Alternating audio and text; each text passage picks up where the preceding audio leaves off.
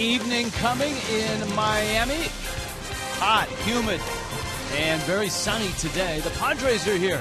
This is a 4-game series. It starts tonight, and it goes all the way to Monday. Inside Marlins Park, Padres in their road grays. Marlins getting ready to go. The Fish have had a real nice June, and so have the Padres. Just a game under 500 are the Friars. Hi, everyone. Rich Waltz along with Tommy Hutton. Welcome to Miami. When the Marlins last saw the Padres, the Fish got swept. Actually, that's probably a kind way to put it. They were swept in San Diego and did not have a good offensive series. The Marlins scored 1 run in that 3-game series in San Diego, but coming off a nice series against the Twins, so an opportunity to get a little payback to the Padres. Needless to say, things certainly have changed.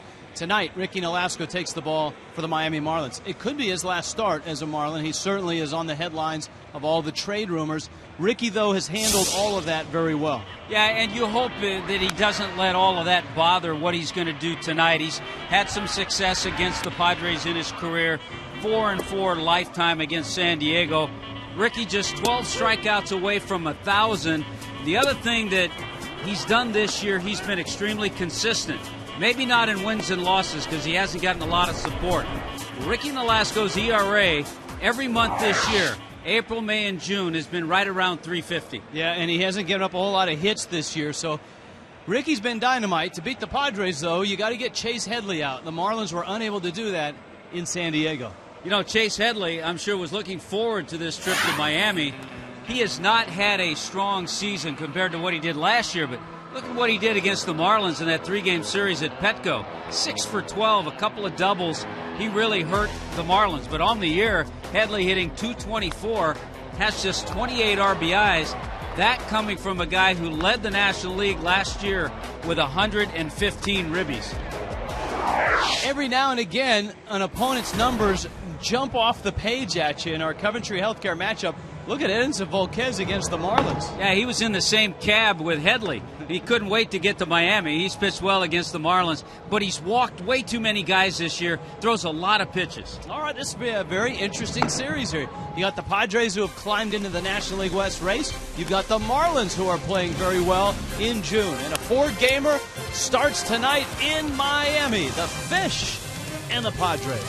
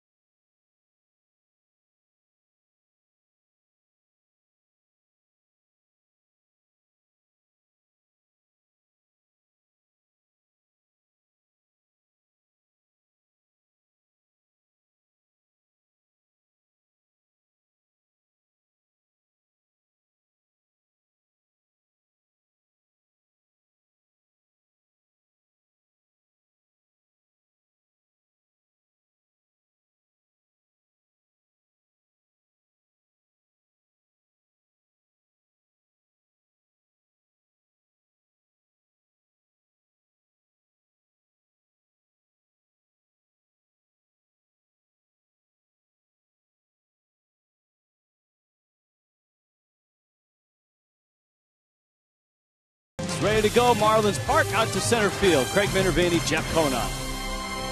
Well, thank you very much, Rich Waltz. Good evening again, everybody. The Marlins getting ready here for this 4-game series. Should be interesting because they did not play well last time out against San Diego. Different club, and one of the guys who's been playing well of late, last few starts, 3 starts, 4 starts, is Placido Polanco. Defensively, he's been great all year. All year. The whole left side of that Marlins infield has been great all year. But Placido Polanco, playing against him when he was in the Philadelphia Phillies, always a guy that you wanted to have on your team because this guy knows how to hit. He knows how to situational hit. And I think the Marlins are going to really rely on him like they did the other night to come through in really big situations. And he said an interesting thing in our interview. He said, hey, thanks to Ed Lucas, too, for being able to spot me because of his back situation. He can't really play every day. And he said it has kept him refreshed. And for Lucas to go in no matter where you can stick him, he's not starting tonight, but invariably he will have a role in this game, maybe in a double switch later in the game anyway. Well, credit to Placido Polanco for admitting that, yes, too, not saying, hey, I got to be out there every single day. Hey, give me a day every once in a while, and I'm going to be a better player. And he has certainly done that. Ricky Nolasco will start here going after win number 5 in his career. He's been a .500 pitcher against the Padres, but, man, he pitched the Dazzler in San Diego. He took a tough 1-0 defeat, going 7 innings and allowing 4 hits back on May the 8th. In San Diego. Well, his 4-7 record could easily be inversed with the way the Marlins have scored runs for him. It should be probably 7-4. He's probably, I think, in their top 2 or 3 in least run support in the National League. And that 3.68 sizzling ERA. The Marlins team ERA is 3.93, right about in the middle of the pack now in the National League. In fact, better than the San Diego team. All right, we've got baseball coming up. It's the Friars and the Fish. It's a 4-game series. It all starts next. We'll see you on the postgame.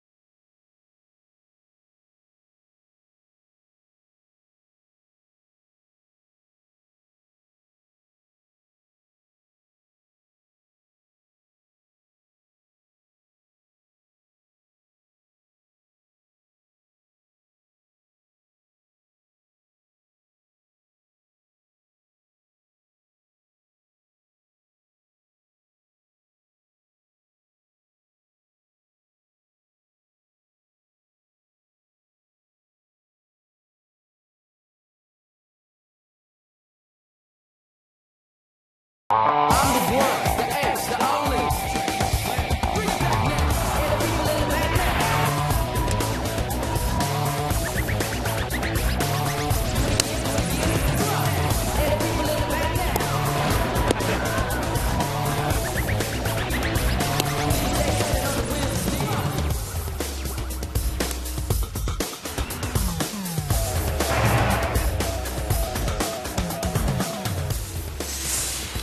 Ready to go now. How about that? San Diego and Miami. It's game 1 of a 4-game weekend series. Wraps around through Monday. The Fish playing quite well. A 2-game sweep in a 2-game set against the Minnesota Twins. And, of course, the 3 of 4 in San Francisco. So the Fish, nicely done, have won 5 of their last 6. But they play a Padres team It's had a very nice and solid June as well. The Padres at 14-11 in June, including sweeps of some really good ball clubs.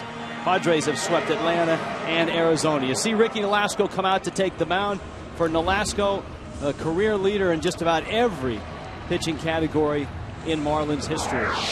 Here come the Padres, Bud Black's Padres. And it's brought to you by Lexus, JM Lexus. Happy to have them with us. Logan Forsythe is at second base. Alexi Amarista out in center field. Carlos Quentin is in left. Chase Headley at third base. Kyle Blanks, the big guy, is really hitting right now. Yasmani Grandal, Miami product, is the catcher. Will Venable in right field. Pedro Ciriaco, just acquired from the Boston Red Sox with Everett Cabrera on the DL. And Edinson Volquez, the former Red, who is in his second year with the Padres. Logan Forsythe getting the start at second base. Now, the Padres, as we documented on Marlins Live, have a ton of injuries. Jed Jerko, who we saw at second in San Diego, is out. Everett Cabrera, their shortstop. Yonder Alonso, Cameron Maben, Clayton Richard, and that's what makes their month so impressive. Well, and it goes on, and that's why Forsythe is getting a chance to play. He's playing because Jerko's not in the lineup. Their numbers on Ricky Nolasco's last time out, and we always like to point out, Ricky gave up 9 hits in 5 2/3 against the ball club against San Francisco. In San Francisco, a place that he pitched so well, he just didn't have the command. He had just 1 strikeout. That's always a good indicator that the stuff wasn't there. Didn't have the good breaking ball, the command of that, and the fastball. So we'll see how things start. He's 4-4 in his career against San Diego. Maybe not San Francisco numbers, but he's always pitched against them pretty well. Bud Black has done a terrific job as the skipper of the Padres. The Padres don't always have the best talent year in and year out, but Black, in his 7th season, 2010 Manager of the Year. And Pitch a Penny brings you the first pitch. Ricky delivers a fastball that sails up, 2 up for the liking of Jerry Meals, the home plate umpire. Paul Emmel at first, Chris Conroy at second. Gary Darling is at third base. And the 1-0 to Forsythe. Goes after it and fouls it out of play.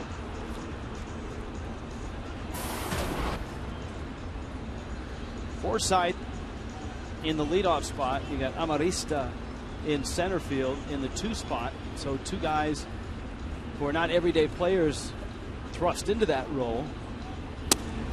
Padres are hopeful to get both Everett Cabrera and Jed Jerko back within a week to 10 days. So they thought they were going to get Jerko back a little sooner, but he had a setback in his road back.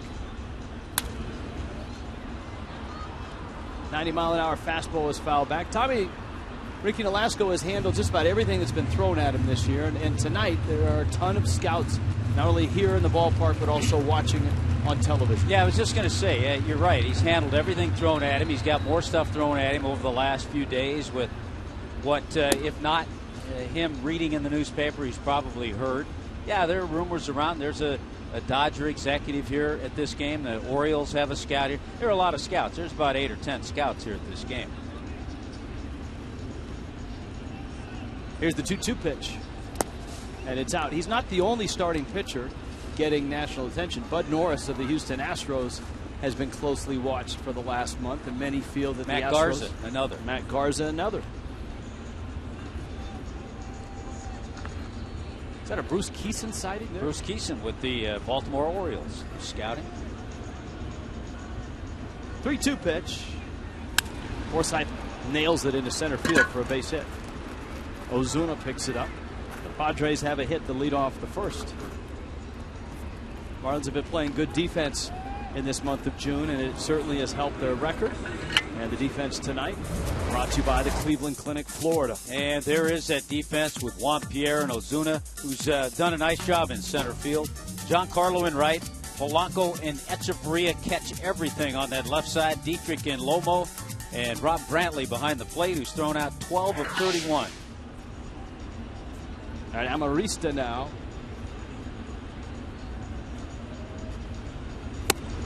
And Nolasco misses outside. The Padres don't run a whole lot.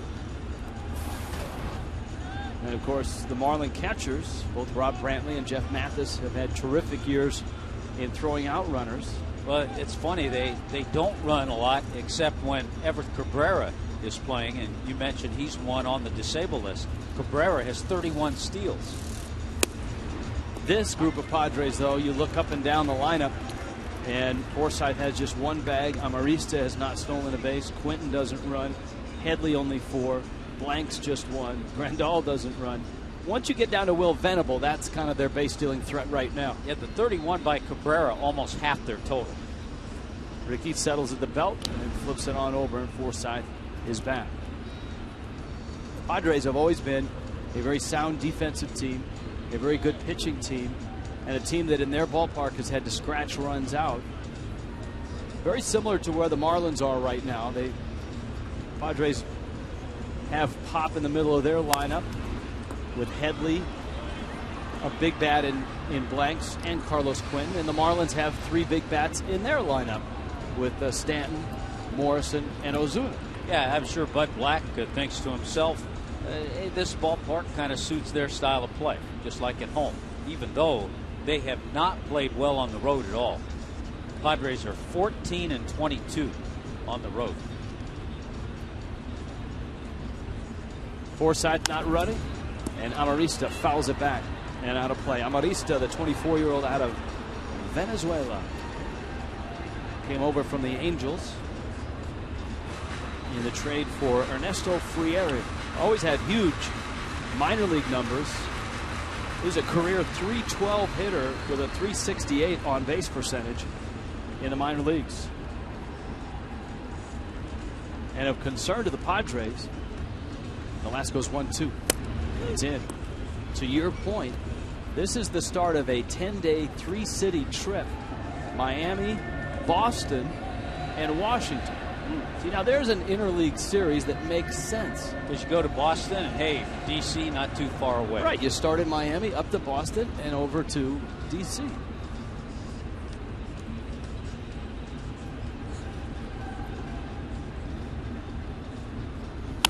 Breaking ball, soft fly ball, right center. And Ozuna scampers in and makes the catch. So Velasco has an out, and now you get into the bigger bats in Quinton, Headley, and Blanks. I think the other thing about Marcell Ozuna in center field with the adjustment that he's made, even though he played center field pretty much all the time in winter ball, he's starting to get the confidence, and all of a sudden that breeds, hey, I'm taking charge because I'm the center fielder, which is hard to do when you're a young player. When you're 22, yeah, and you've played 10 games above A ball before getting here, and you have Juan Pierre to one side and Stanton to the other. Yes. Now Quinton, he's been hot.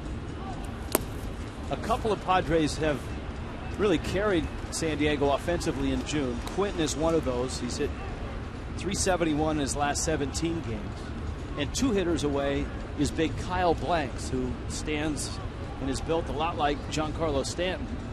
And he's had a real nice June as well.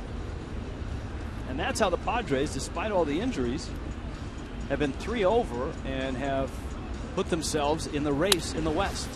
Tapper, Dietrich got one, Echeverria with a turn in time, and a nice 4-6-3 double play. Ricky Velasco gets 2 just for you.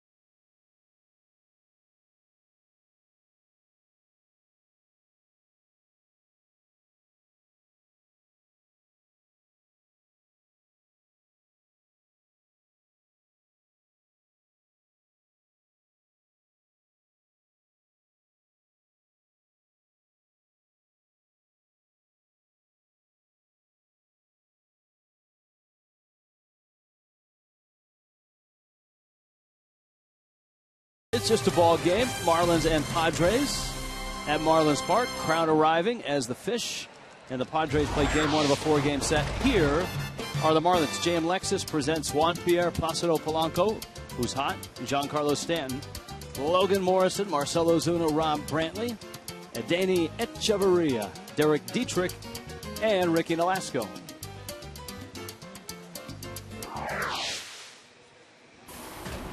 Really some interesting numbers on Edinson Volquez. In his career, he's 4-0 with a 1.74 ERA against the Marlins. This year, in 16 starts, 5-6, an ERA over 5.5. Last time out, he walked 7, struck out 7. He only gave up a couple of hits. He has 44 walks on the year. He gets that pitch count up high after about 4 or 5 innings. Throws a lot of two-seam sinkers. Tino Martinez said if the Marlins are patient enough, the pitch count will get up. That's what you have to be off this guy. As you noted, 7 walks in his last start. If he gets ahead, then he has a couple of pretty good secondary pitches, an excellent changeup, and a good curveball. Well, you can't be a 6-foot pitcher out of the Dominican Republic and not have a good circle change. That I think pitchers down there are born with that, or those that grew up like Volquez, idolizing Pedro Martinez, learned it because that was a staple in Pedro Martinez's arsenal. Yeah, I thought the odd thing when I was looking at some of his numbers for Edinson Volquez, 4-0 against the Marlins, 6-0 in his career against the Astros. So to break that down, he's 39-46 against everybody else.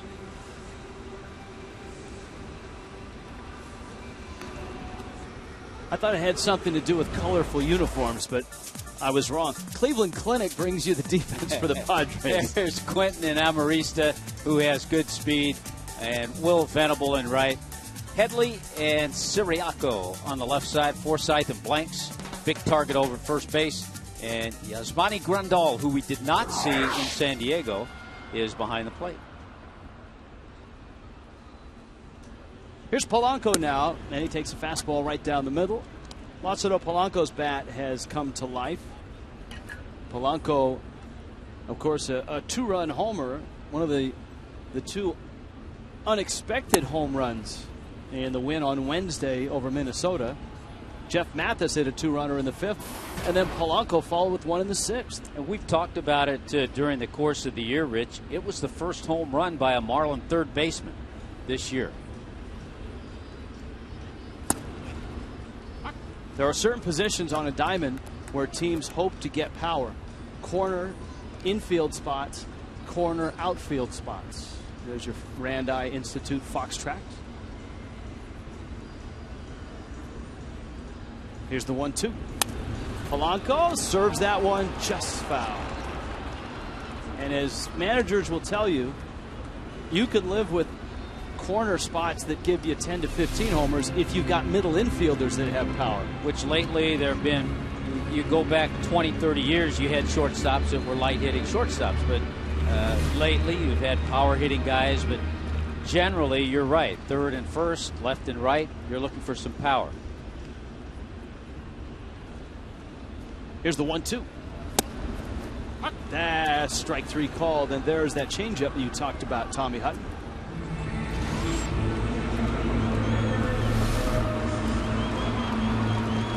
Which he will throw at times 2 or 3 times in a row. Not afraid to use it against lefties and righties, as he did there to Polanco.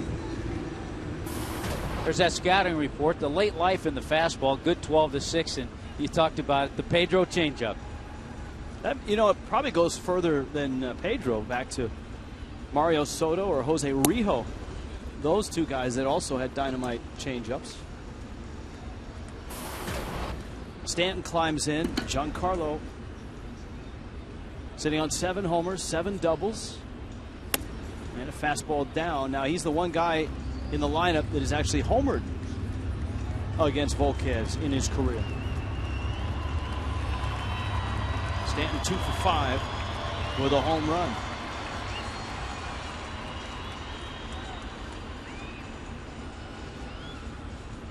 Here's the 2-0. Sometimes we look at numbers as absolutes, but in Volquez's case, you will see the career numbers. Volquez 4-0 in 5 starts against Miami and a 1.74 ERA. But that's spread all over his career, even back with the Reds. And obviously, the names and the faces have changed in Marlin uniforms.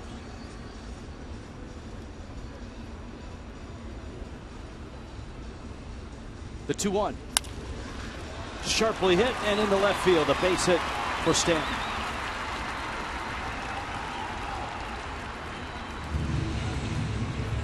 So Stanton continues to be solid at the plate.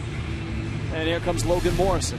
You hear us talk a lot about those sharply hit ground balls that Stanton hits, how quickly they get to the infield. That was one of them. Giancarlo was 3 for 7 in that series against the Twins and starts this one out with a base hit.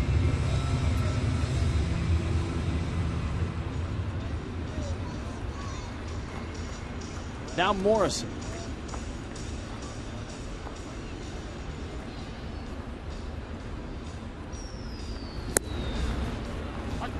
At the knees for a strike. Morrison didn't like it. This is the one guy Tino Martinez said is perfectly built to face a guy like Volquez, who works the count, knows the count, and usually doesn't swing at balls out of the zone. Morrison had 3 hits in the series against the Twins, or the set against the Twins.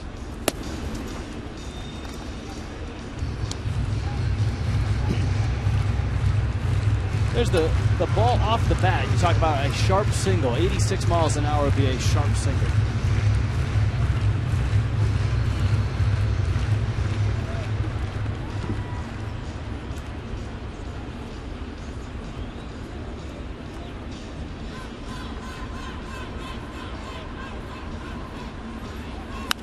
And we checked that bat speed on Stanton on occasion. And it was 2 weeks ago. We haven't taken a peek at the updated list, but of all the balls put in play, Stanton's at times were the top 3, and they weren't home runs. They were line drives, and one was a ground ball to the shortstop. 1-2 to Morrison. It's almost hard to call it a ground ball when it has such sharp bat speed. Morrison takes outside. And it's 2-2.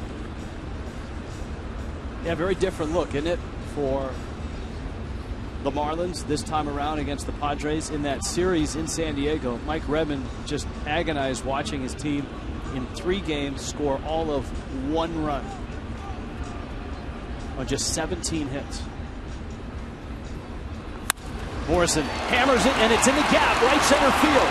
Stanton's got a shot to score, and it's going to get to the track. Here comes Stanton around third, and he's going to score. Morrison to third. He is safe. He got back to the bag.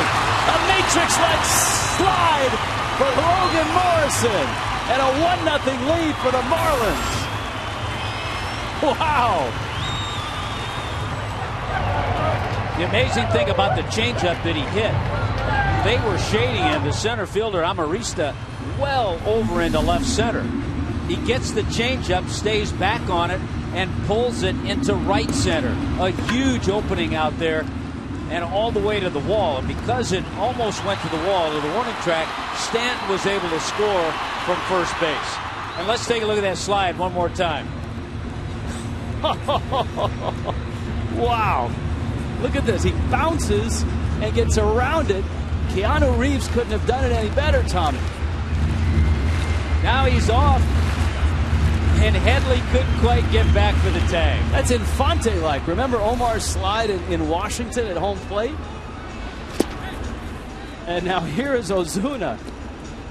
Well, you had one guy running who has a bad hamstring, another guy running that is coming off 2 knee surgeries, and they both go 3 bases on a ball into right center field. And a lot of guys in the dugout holding their breath at the same time. And in the front office.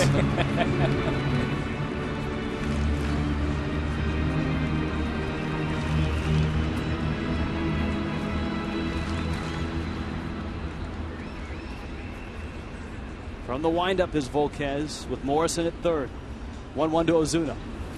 Breaking ball, little tapper, third base side. Headley, the Gold Glover, fires to first in time, but Miami's on the board first.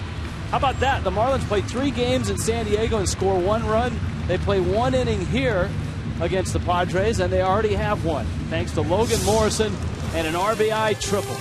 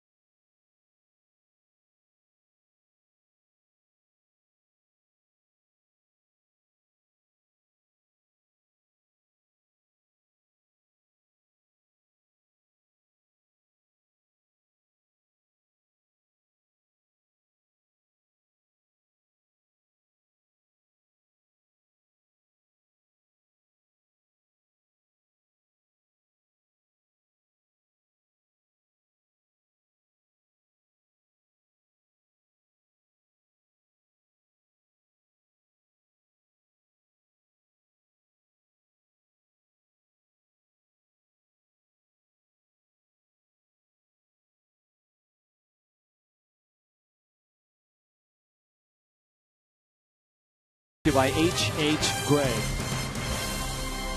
Marlins Park, Fish, and Padres. And San Diego will bring Chase Headley to the plate.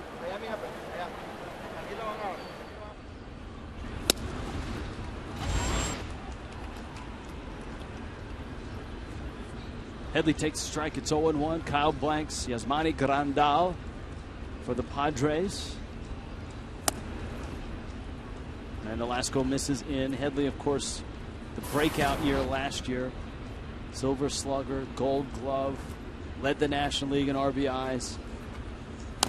But a start of the year which was shortened by injury. Marlins saw him when he got back when they were in San Diego, and he really hasn't had a lot of success since, Tommy Hutton. No, it's one of those phenomenons. He had such a tremendous year last year. You talk to some of the people who watch the Padres day in and day out, just a little bit as far as the timing. He's missing good pitches to hit, popping up good pitches. Health-wise, everything seems to be fine.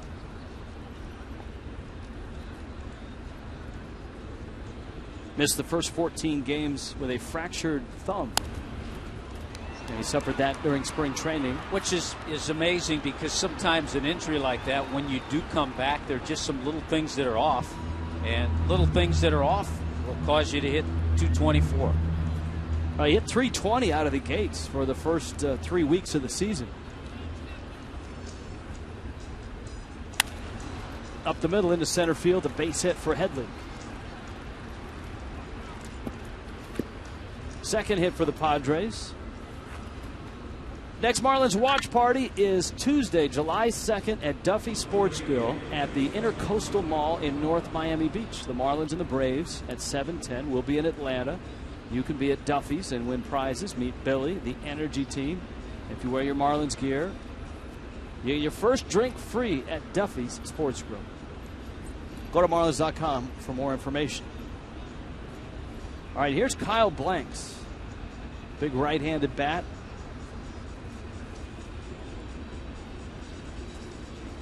always a lot of potential and power, and it seems like, Tommy, he's starting to put it together. Yeah, the improvement that Kyle Blanks has made, he's a big guy, no question. He's 6'6", and has those long arms, so everybody tried to bust him in. He's made good adjustments to shorten things up a little bit and hit that pitch on the inner part of the plate. He's on a 6-game hit streak right now. Ricky goes inner part. That's a good pitch. But he has made some adjusting here in the month of June.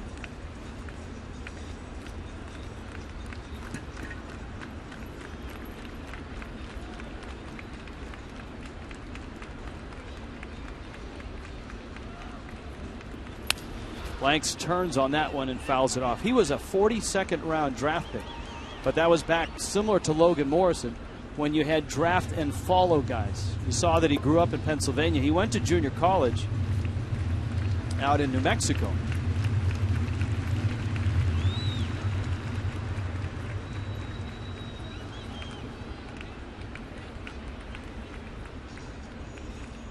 Here's the 0-2.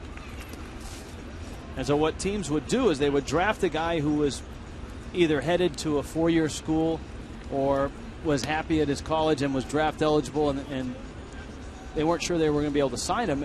And then they would follow him because you had about 11 months to follow a guy before you lost the right to negotiate with him. Which you could do if he went to a junior college. Right. So they drafted him over the summer, were able to watch him play in the fall and the spring, and then able to offer him more money than you would for a guy drafted in the 42nd round. Ricky doing a good job trying to bust him in with good two-seamers. Well, there's no question that Nolasco has been a terrific Marlin. This is career start number 196. He is 80-71. He's 9 games over for, in the span of his career since 06, teams that have not been first division teams. And, of course, a team this year that has given him the worst run support in all of the majors for starters that have made at least 16 starts, and Nolasco has. Well, Ricky, since May 19th, has had 7 starts.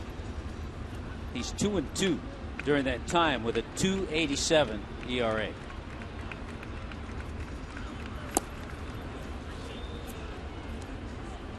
Full count at 3-2.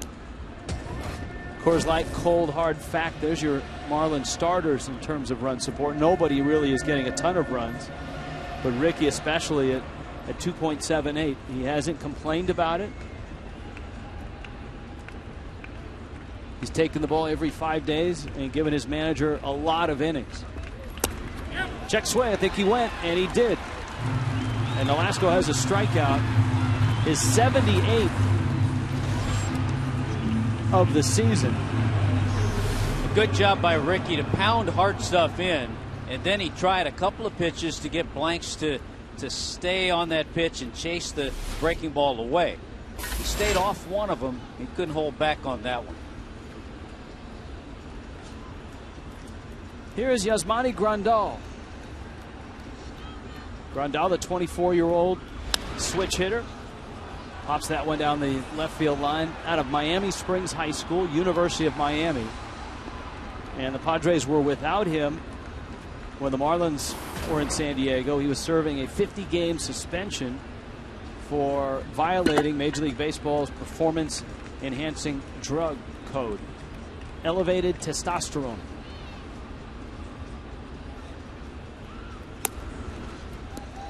And a strike. Grandal didn't like the call. Good sign. There's that nice curveball from Ricky. And it was just off the plate.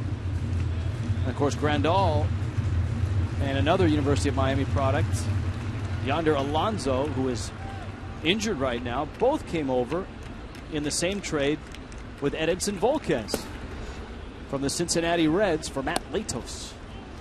It's one of those deals we've talked about it when we've seen Latos. We've talked about it when we see the Padres. It served both clubs well. The Reds were certainly looking for an ace-type pitcher in Matt Latos. And the Padres, Bud Black, happy to get the group that they got.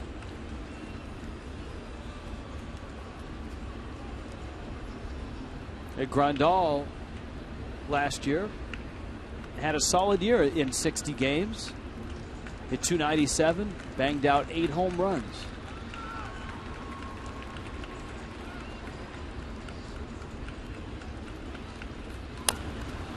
Little roller. Both he and Alonso were first-round picks by the Reds. Grandal, 12th overall, and Alonso, 7th overall. Alonso went in 08.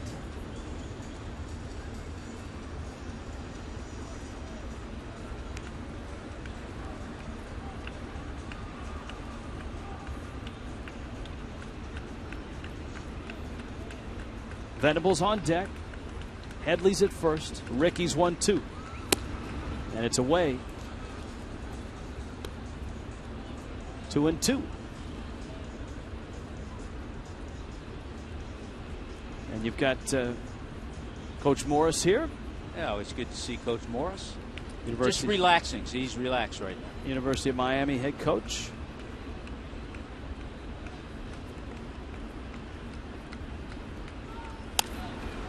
Breaking ball popped into left center field. Pierre is there, and he makes the catch.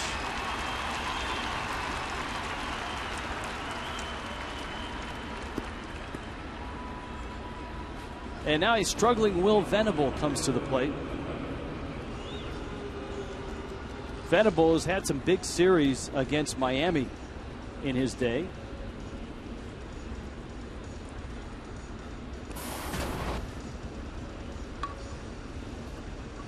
It's funny, he's struggling with the average, 210. Last year in 148 games, he hit 9 home runs. So the power has been there a little bit. 10 home runs for Venable, but not the average. And it always seems like he homers against the Marlins, whether it's here or San Diego. That was off Alex Sanabria. That was the one that Ozuna lost, and it really didn't matter because it went out. And Venable lost it too. He rounded first and saw Ozuna in straightaway right and figured that's as far as the ball was going. Venable pulls it foul. 0 for his last 19 is the struggle he's in. So right now, Ricky has his stuff working. That was a good slider in on the hands of Venable. You saw a good curveball to Grandal. He worked blanks with hard two-seamers in on the hands. So a good assortment tonight from Ricky. Now, Ricky was really good against the Padres back in May. Runner goes on the 0-2 pitch. The throw by Brantley. A great jump and a stolen base by Chase Headley. His 5th of the season. Well, you mentioned Padres don't run a lot without Everett Cabrera. But if they get the opportunity, and Ricky allowed them the opportunity, Headley just got a great jump. Headley's one of those David Wright type guys. Doesn't have great speed, but is a terrific base runner. And will usually have a pretty good percentage. 1-2.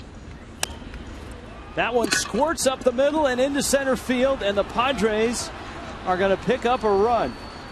So the stolen base is enormous as Venable breaks an 0 for 19 skid with a cue ball shot off the end of his bat. Boy, it was a good pitch by Ricky Nolasco. He had Venable out front. Good slider.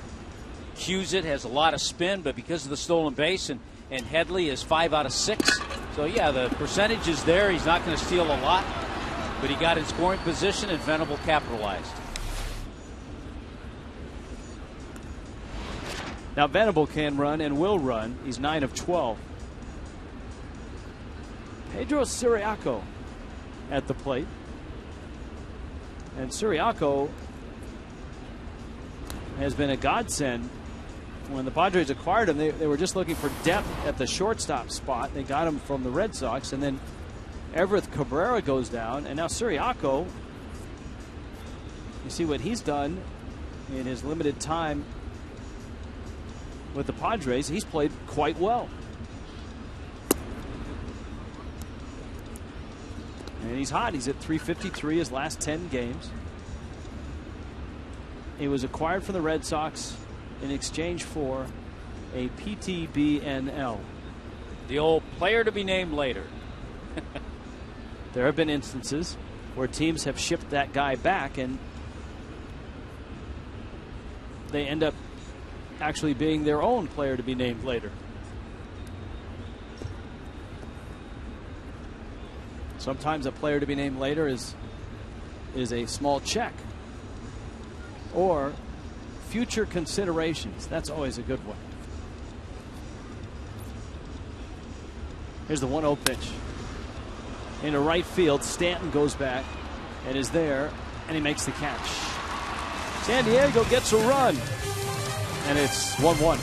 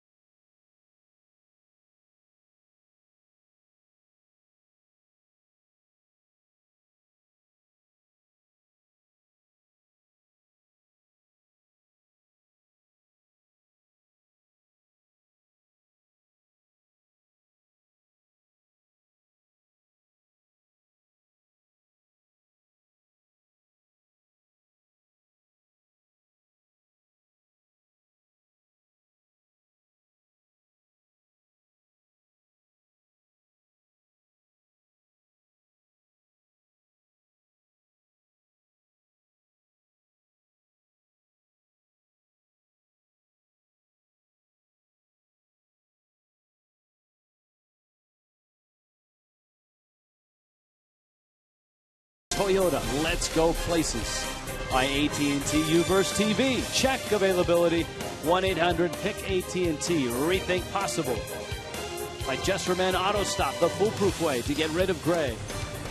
And by Checkers. Feast on.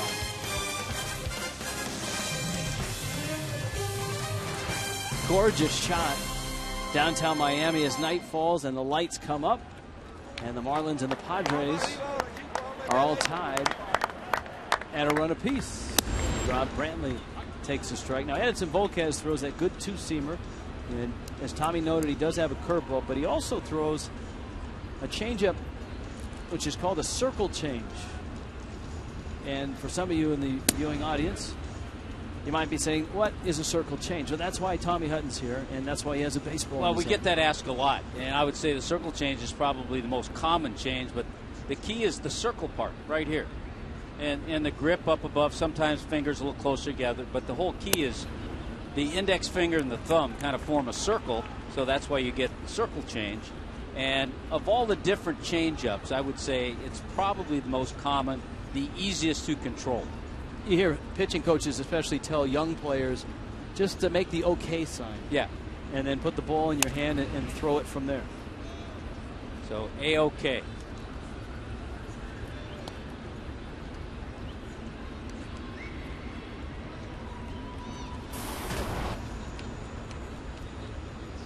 Brantley, Echeverria, and Dietrich in the second against Volquez. The Marlins getting their run, a two-out rally. Giancarlo Stanton singled the left, and then Logan Morrison tripled the right to drive in Stanton. Padres get the run back, though, on the Will Venable hit. That would be strike three called. Inside corner, Brantley rung up, has a brief discussion. But that looked like a pretty good pitch. It's a pretty good fastball, 93 miles an hour, and I would guess it's inside Fox tracks, just a perfect pitch because it had terrific movement.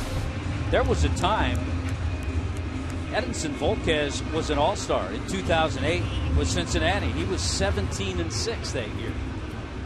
He had Tommy John surgery. He's gone through a lot. And the career kind of has steadied, and he hasn't had that kind of year since. And the Reds had, at the time, two guys very comparable in terms of stuff and makeup. Johnny Cueto. But the Reds wanted a bona fide top of the rotation guy, and they felt Latos was that guy. And they were willing to part with one of the young Dominican right-handers to get him. And you're right. I mean, they had Leak, they had Bronson Arroyo, they had Cueto, but they didn't feel that guy was that #1 top guy, and that's why they wanted to acquire Matt Latos.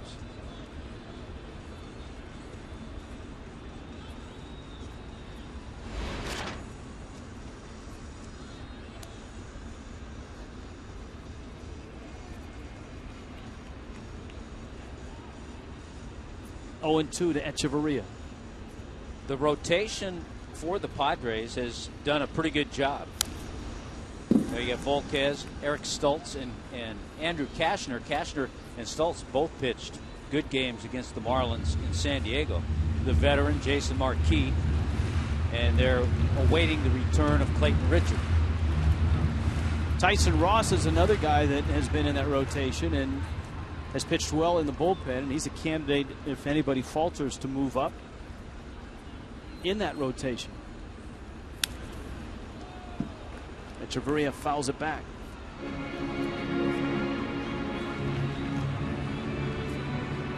But it's the type of game with Volquez, and as you spoke to Tino Martinez, you wait him out, you be patient. There are a couple of ways to get to him. Number one, you get him out of the game because his pitch count will get up. Number two, sometimes he doesn't handle questionable calls too well. Sometimes he doesn't handle a rally and guys getting base hits. So there are a couple of ways that you can get to Volquez.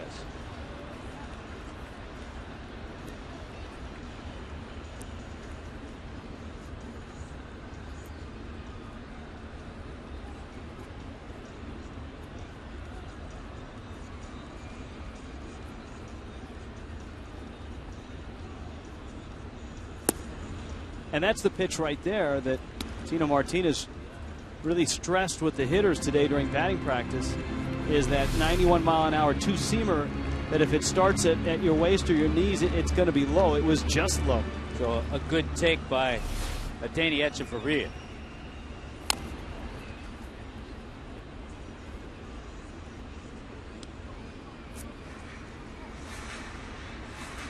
One and two, one out.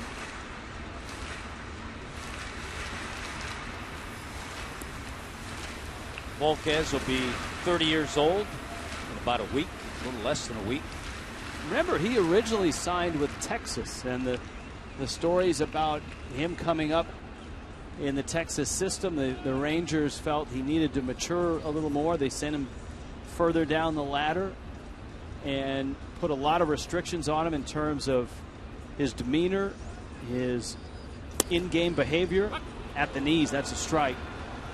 His between starts routine, and to Volquez's credit, he completely changed his outlook, his demeanor, and his performance, and as a result, he got to the big leagues. And then he got traded for Josh Hamilton. He's actually been involved in a couple of really interesting trades. Yeah. So he's done it all. He's had the involvement of interesting trades. He's had Tommy John surgery. And he has 3 strikeouts tonight, and they're all looking. Dietrich going after the first pitch, lines it into right field for a base hit. Good to see Dietrich with a hit. AT&T U-verse brings you the social media Twitter poll. With their June run, have the Marlins turned the proverbial corner? Hashtag fish yes, hashtag fish no. I think Mike Redmond, if you were to include him in the Twitter poll, I don't know that he would enter either. I think Red, at this stage in his career and at this stage with this ball club, is still anxious to see improvement every week. I think the best way to put that is that the Marlins have eased around the corner. They haven't pointed in the right direction yet and really gone a few blocks. You want to go a few more blocks. But they have made that turn a little angle around the corner. Velasco swings and misses. That's a great way to put it, because until you've gone a couple blocks, Yeah, you haven't done anything. you haven't done anything. What have you seen? That's right. June.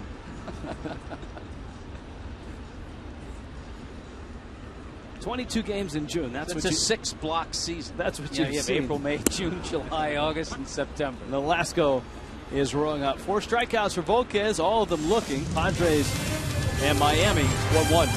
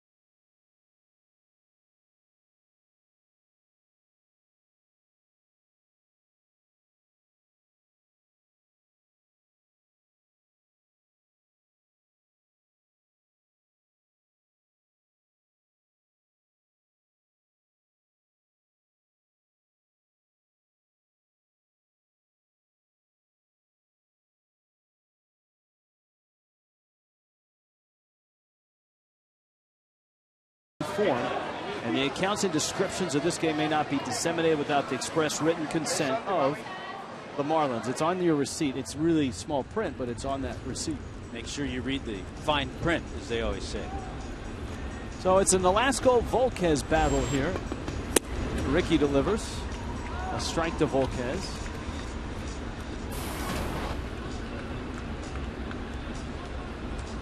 We've talked to Rich about the run Into right center field. Stanton is on, and he picks it off the turf.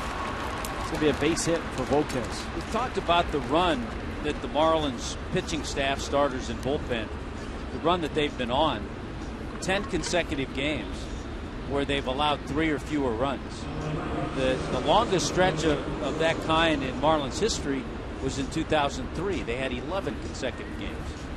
It's a pretty good pitching staff in 2003, fueled by the emergence of Dontrelle Willis, Josh Beckett. Carl Pavano was pitching well that year. Had a big year. 18 wins that year. Here's Forsythe, top of the order, and you've got Volquez at first base. Glad you're with us tonight. It's a 4-game set. Remember, tomorrow night's game will not be televised. What's that battle cry? The revolution will not be televised. Well, game 2 will not be televised.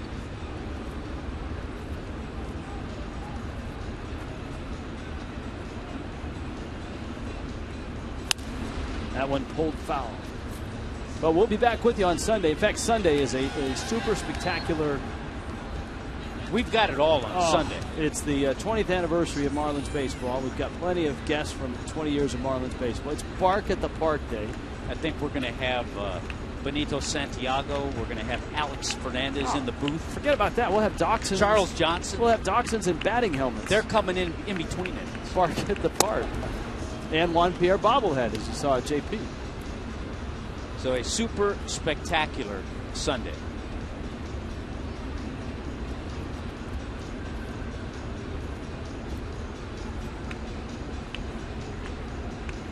One, two. Slow breaking ball, and it's hit well, and it's hit deep, and it's hit out. Logan Forsythe bangs that one over the Padres bullpen.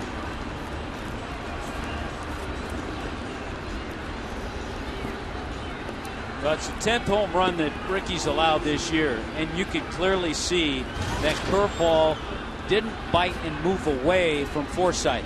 It just hung middle in. Targets away. There it is, hanging middle in. And it's a Clevelander home run by Logan Forsythe. He hit it all. Forsythe is third of the year.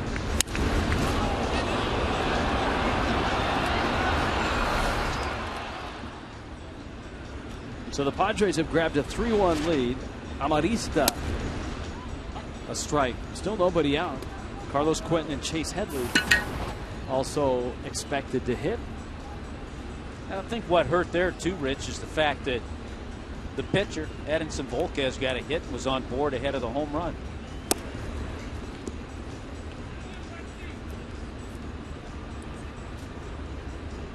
Ball and a strike.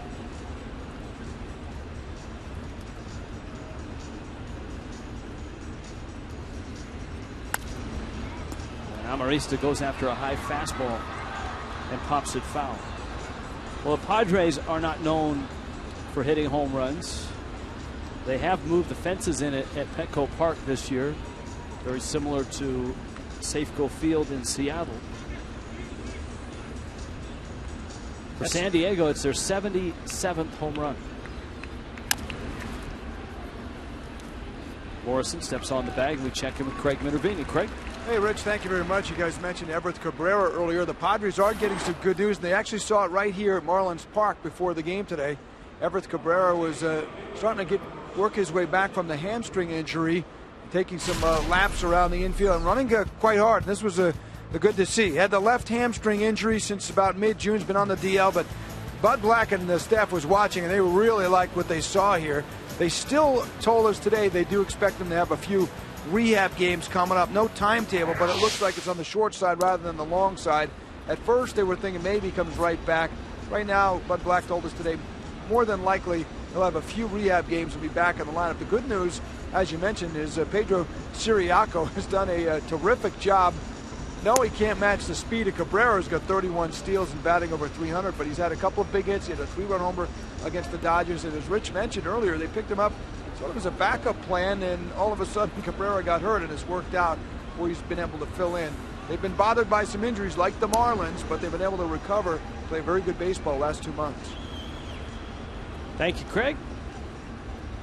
Carlos Quentin, little tapper up the line, and it's going to be a base hit. Quentin gets down the line and gets the hit. You know, just looking back, Rich, the home run that Forsythe hit, that's just the second home run that the Marlins have allowed in their last 7 games. They allowed one to Hunter Pence in San Francisco. So they've been able to keep the ball in the ballpark. Here's Headley, who helped create the run in the second with a leadoff hit, then a 2-out stolen base, and he scored on Will Venable's single to center. There's a changeup. Yeah, we talked about Headley going 6 for 12 against the Marlins in that series at Petco in San Diego. You know, San Diego's actually middle of the pack in the National League in home runs.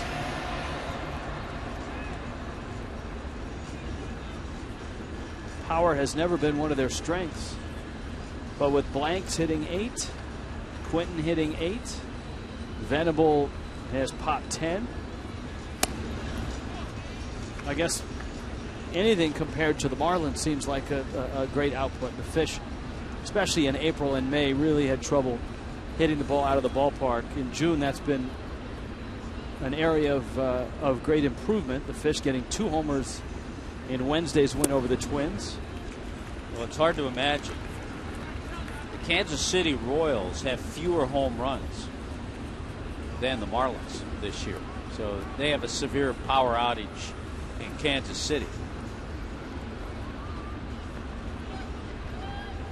They've hit 43. The Marlins have hit 45. The Marlins hit 45. Kansas City 43.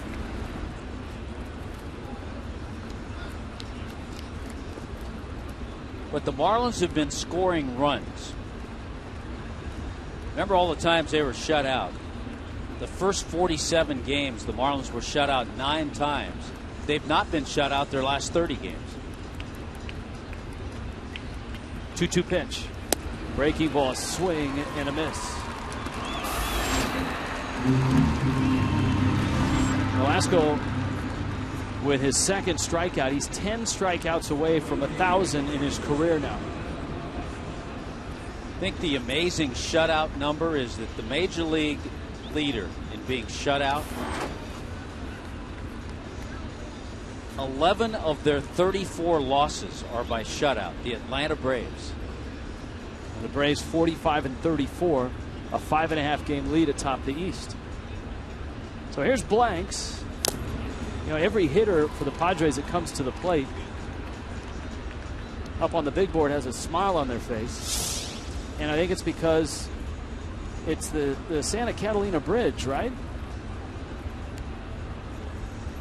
That leads you into San Diego? Isn't that the bridge out to Catalina Island? No, Catalina Island's off the coast. Is that That's the Coronado? It's Coronado Bridge. That leads you over to the beautiful Coronado Resort Hotel. Yeah, I've got my islands mixed up. I've got my LA Island and my San Diego Island mixed up. Pardon a Northern California guy. Well, and a Southern California guy knows that it's 26 miles to Santa Catalina. Just waiting for me, right? Well, they're smiling because it's the Coronado Bridge, which is a terrific place to go.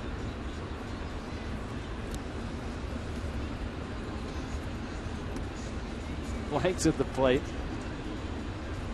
He struck out back in the second.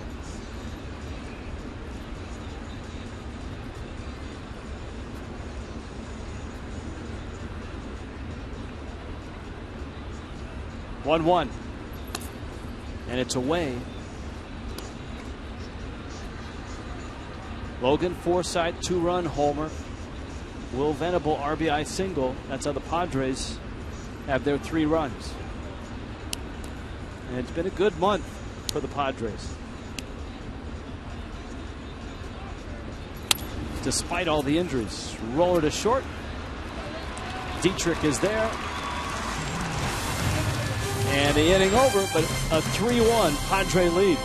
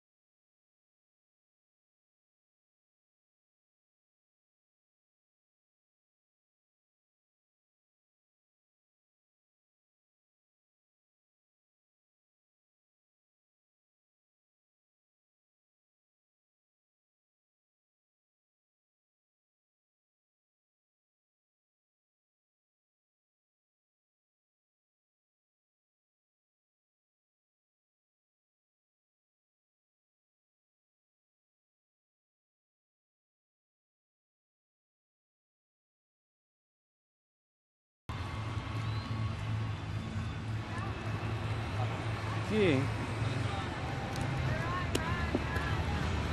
All you can eat seats on Mondays, 7 o'clock. Packages start at just $22. Tickets, a game ticket, will get you all you can eat hot dogs, nachos, peanuts, popcorn, Pepsi, and water. And of course, military, vets, and first responders with valid ID receive complimentary tickets on Mondays. So all you can eat on Mondays, and yes, there is a Monday game attached to this series. Marlins and Padres finish off the 4-game set on Monday night. This would be Edinson Volquez, and now he's got a 2-run lead. Second time through, Pierre, Polanco, and Stanton. Well, we talked about that stretch. The Marlins having not allowed more than 3 runs in 10 consecutive games. They've reached their limit. So now it's time for the offense to put it in gear a little bit. Well, Volquez has the strikeouts up there. He's got 4 of them. All have been looking. And his fastball misses up to Pierre.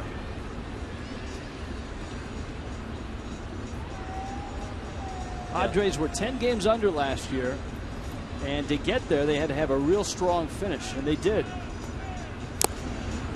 It was a nice improvement from 2011 when they finished 20 under.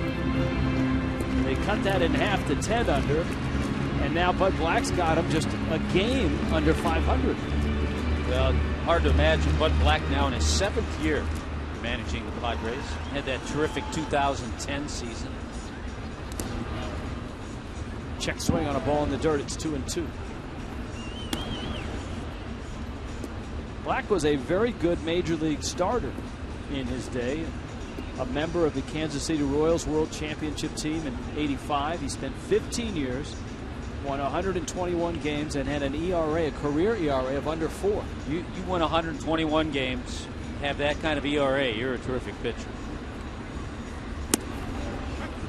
Boy, whatever it is, Marlin hitters are having a tough time with Volquez picking up the ball. All 5 of his strikeouts have been looking. Yeah, and a lot of the strikeouts have been that 2-seam fastball that he starts inside, moves it back, and it just catches the inside corner to the left-handed hitters. So the 2-seamer really moving and working for Volquez tonight.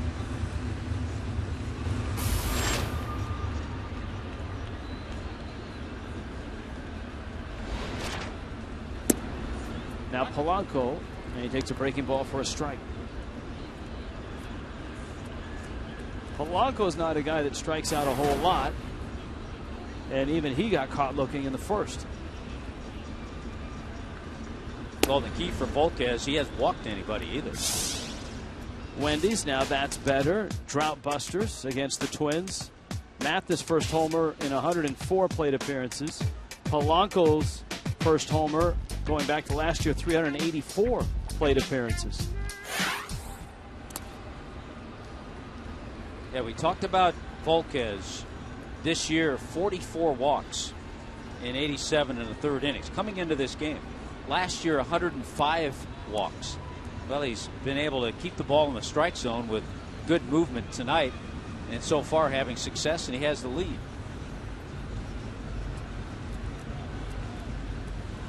You always see 2 guys in the Marlins lineup, and this has been historically true over the last 5-6 years.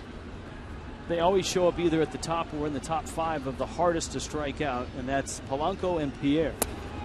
And sure enough, you open up the stats right now, Polanco is 3rd toughest in the National League, and Pierre is right behind him, 4th. Who's leading the league?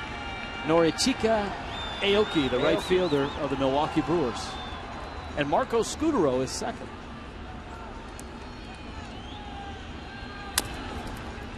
Polanco's chopper is wide of 3rd, and the count 3-2. There's your list. Of course, the flip side to both Polanco and Pierre is that neither walk a lot. Pierre has walked just 13 times, and Polanco has walked just 13 times. And both have on-base percentages of under 300.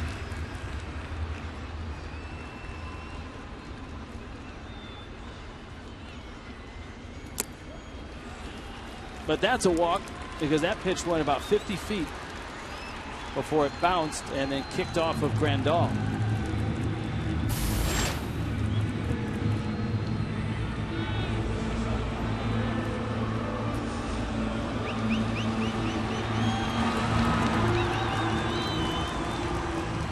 And here comes Stanton, second time through. He shot a single through the left side back in the first. Morrison behind him tripled, and that's how Miami has their only run.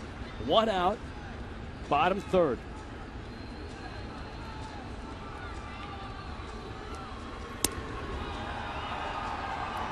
Change up, the circle change. So he goes about 8 or 10 miles an hour difference in the change up and the fastball.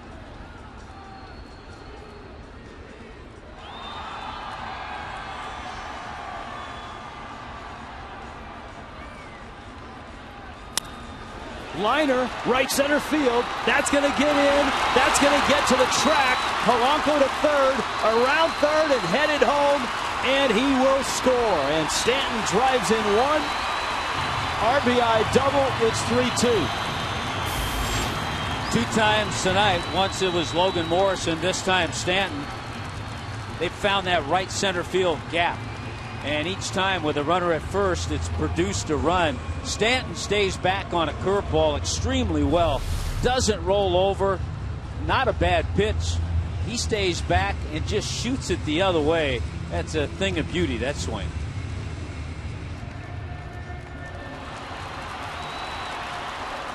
That's a long ways out there. And the Marlins have exploited that gap. And as you pointed out, here's Morrison, whose ball got basically to the same spot, and Morrison had a triple. It took an acrobatic slide to get the triple, and he had driven in Stanton before that play at third. That was back in the first. See, again, a lot of room in right center with the center fielder Amarista shading Lomo, not quite as far as he did the first time up, but he's still inched over into left center. Well, the patented Morrison line drive is that slicing line drive to the right of the center fielder in that left center gap.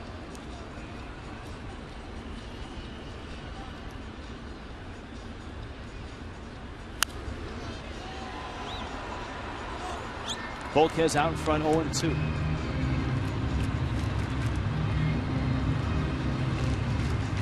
Two balls off the bat. The exit speed 101 miles per hour. On the double.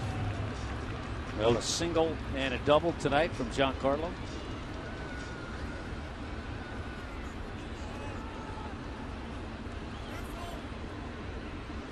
There's the 0-2 pitch. I'd like to have Tommy Hutton's exit speed when they put the Dodger dogs out at the Dodger Stadium in the seventh inning. Yeah, the exit speed's pretty good. That was a good swing, by the way, from Lomo. He got a little hanger. Just fouled it back. Volquez 54 pitches in, 1 out, bottom of the third. Nolasco's pitch count is up there. Ricky is at 65 in his 3 innings.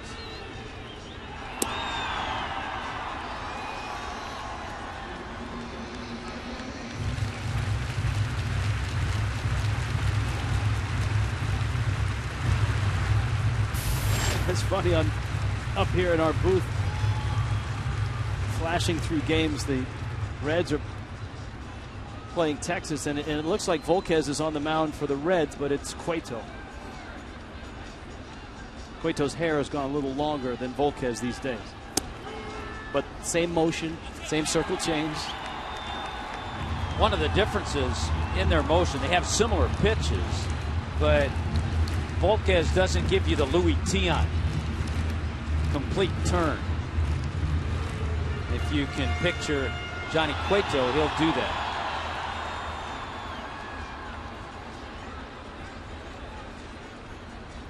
Morrison has battled back to even the count at 2-2. Stanton is at second with 1 out.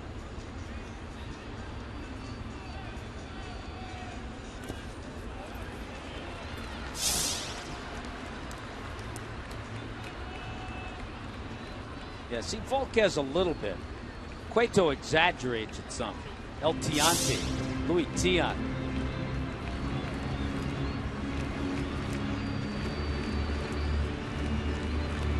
Now the count's full.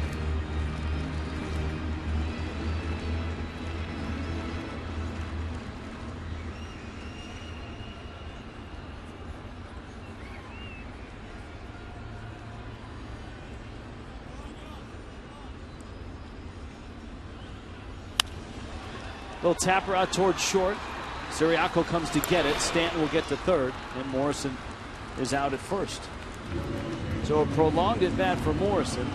Ozuna with 2 outs and a runner at third base. Well, you credit Volquez on a 3-2 pitch. He made a real good pitch. You get the two-seamer, borderline strike, but close enough. You have to offer at it as a hitter. And he got the ground ball from Lomo.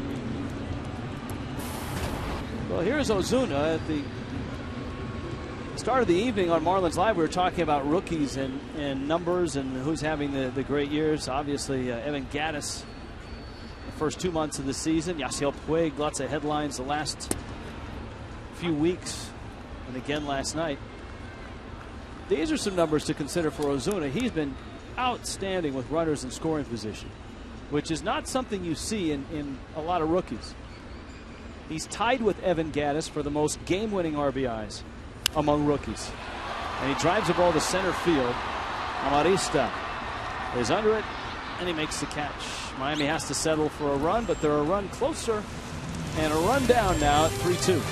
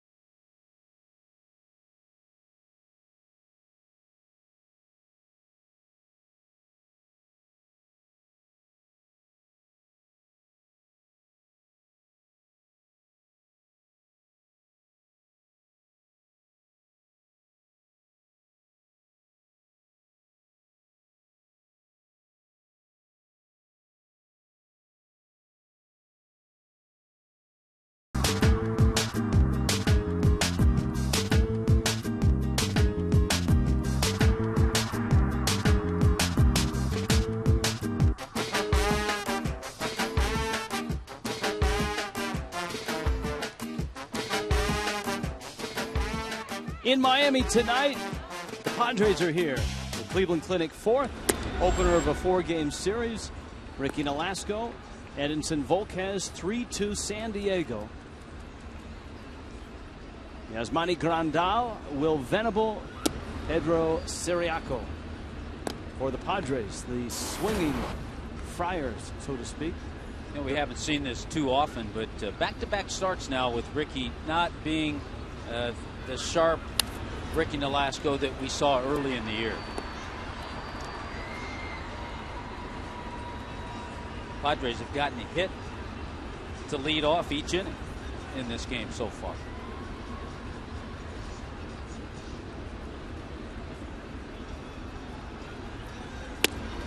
Ricky's 2-1 pitch is up high.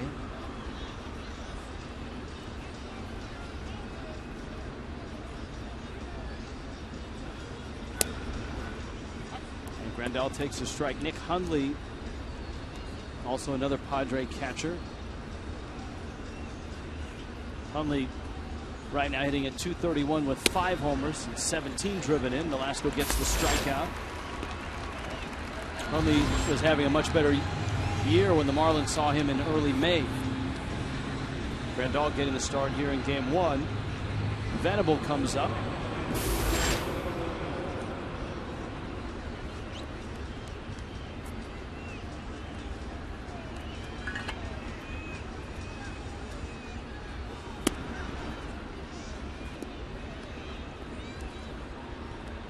The son of a very versatile big leaguer, Max Venable. Good little player, Max Venable was.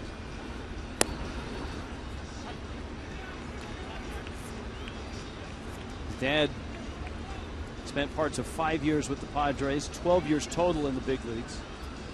And Will, growing up in Northern California, his dad also for the Giants. Will went on to Princeton and was a terrific basketball player as well as a baseball player.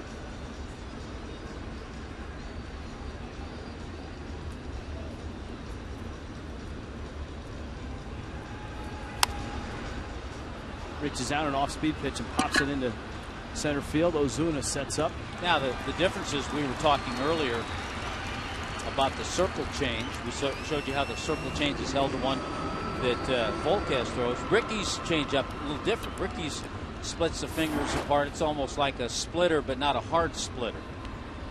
And that's how he throws his changeup. Sunday's festivities start at 12:30 with Marlins Live, presented by your South Florida Honda dealers. A big Louis Castillo feature is planned. Oh, he's one of our favorites. Hey, another one of our favorites we saw when we were in San Diego, John Baker. John Baker was designated by the Padres. He was picked up by the Dodgers. He is in AAA with the Dodgers right now, hitting around .280. 10 games he's played, has a home run, 6 RBIs.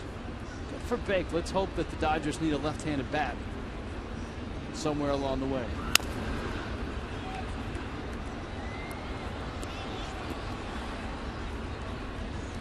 Pedro Siriaco with a count 2-1.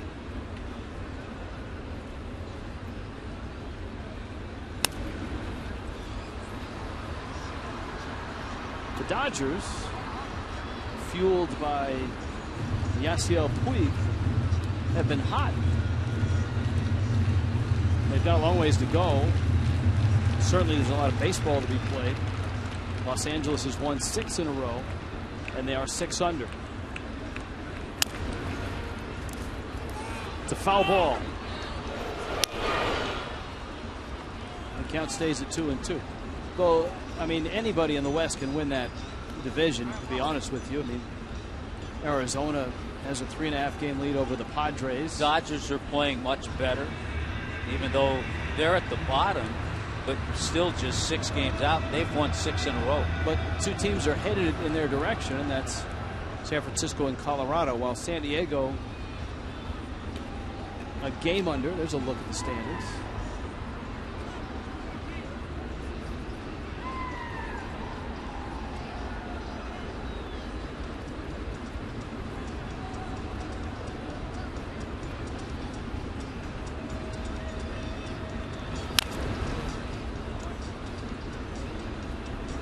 Two and two.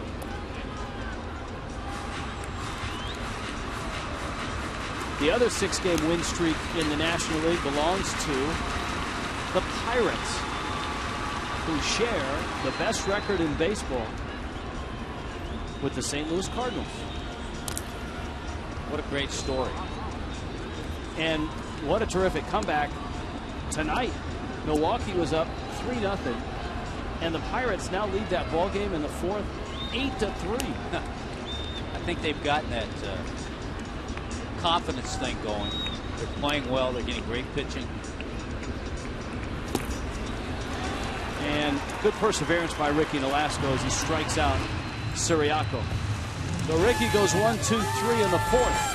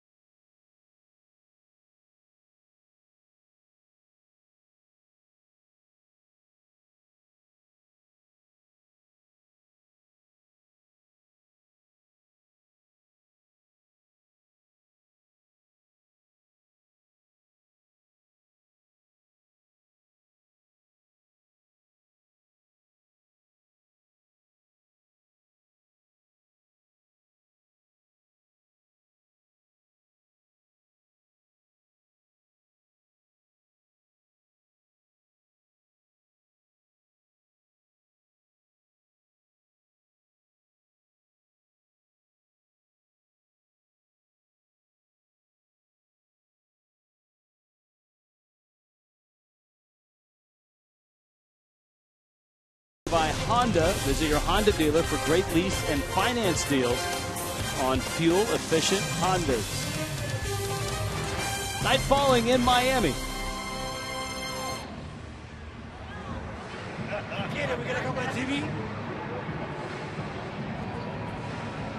Little stroll out by the Budweiser Bowtie Bar and Balcony. Yeah, muscle man.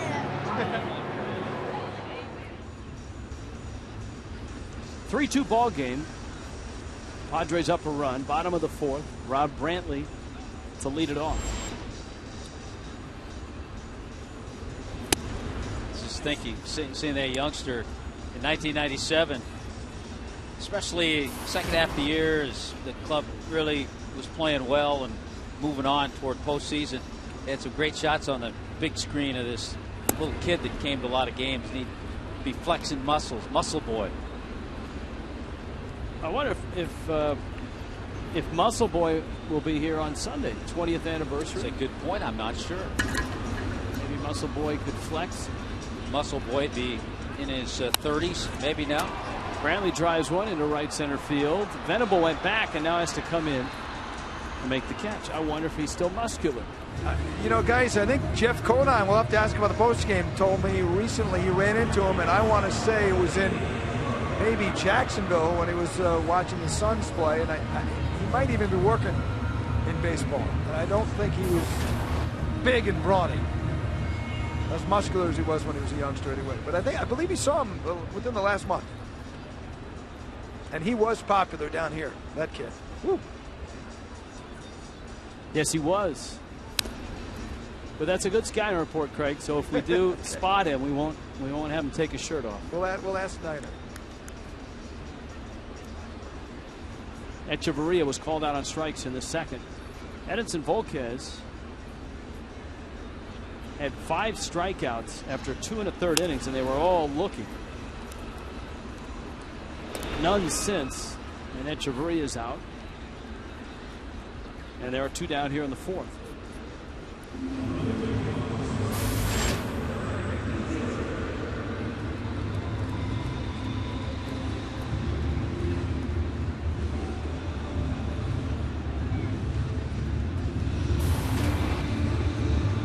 Derek Dietrich singled in the second.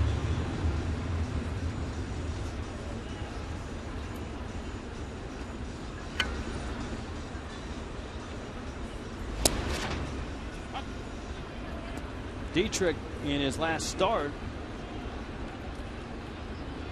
had a big home run, a solo shot in the 4-2 win in Game 1 against the Twins. And it was against a tough lefty in Brian Dunsing. Dunsing had that long streak of not giving up a home run to a lefty, and Dietrich snapped it. In fact, I don't think Dunsing had given up a home run in a while, period. And Dietrich has another hit, drives it down the right field line. That's going to be extra bases as he pulls in with a double. And 2 really nice at bats for a hitter who has struggled lately, but has shown signs of coming out. Well, you know what? Derek Dietrich will always have fond memories of the Padres. It was in San Diego. He made his major league debut and got a base hit, a single to right field in the 3rd inning, his first AB. Remember, he had that late night flight, joined the club for the 1 game, and then on to LA where we saw him hit his first home run. So good memories of the Padres have brought out a couple of really good swings. Velasco can help himself here with a runner at second. It was a miracle that he got to San Diego for a day game start.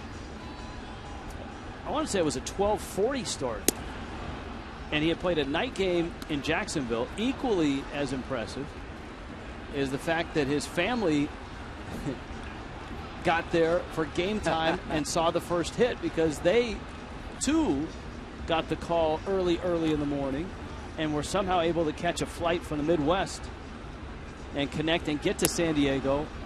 I think, as the story goes, they stashed their luggage in a restaurant between the airport and the ballpark.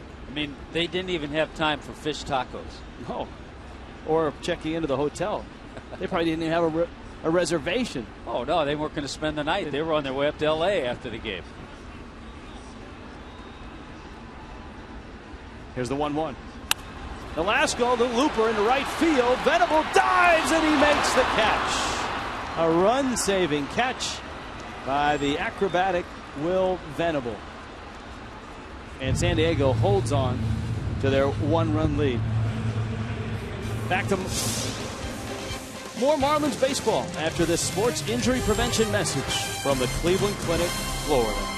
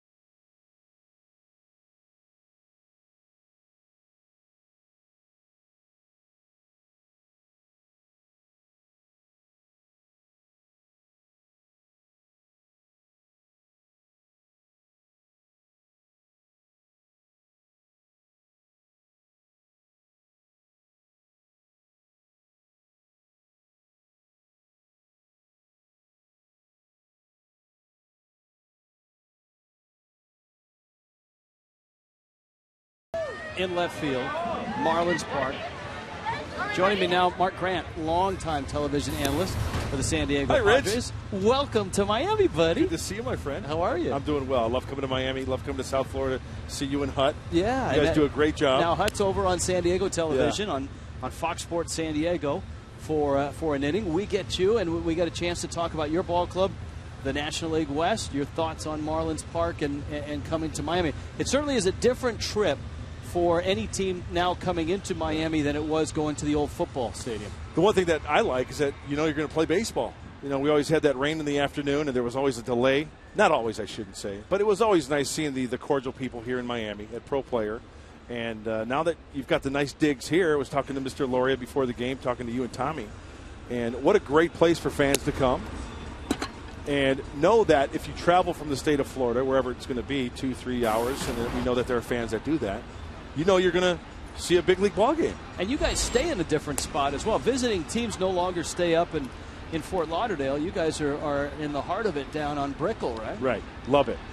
We're at the, can I say the hotel name? Absolutely. The Epic Hotel? Absolutely. Very epic. It's gorgeous. Great pool. Nice area. Good restaurants. Good view. And you got an off day tomorrow, too. So We do. Absolutely. You're going to spend some time by the pool and maybe, catch some rays. Now, the Padres and the Marlins are having very similar months of June. The Padres have done it with a lot of guys banged up. The Marlins have done it with the additions of Giancarlo Stanton and Logan Morrison, though the Fish were starting to play better before they arrived. Once they got here, they've kind of taken off a little bit. I love those two players, by the way, Stanton and Morrison. Those players weren't in the lineup when you guys came to San Diego. And just a different dynamic. And as a pitcher, you have to pitch to that lineup a little differently.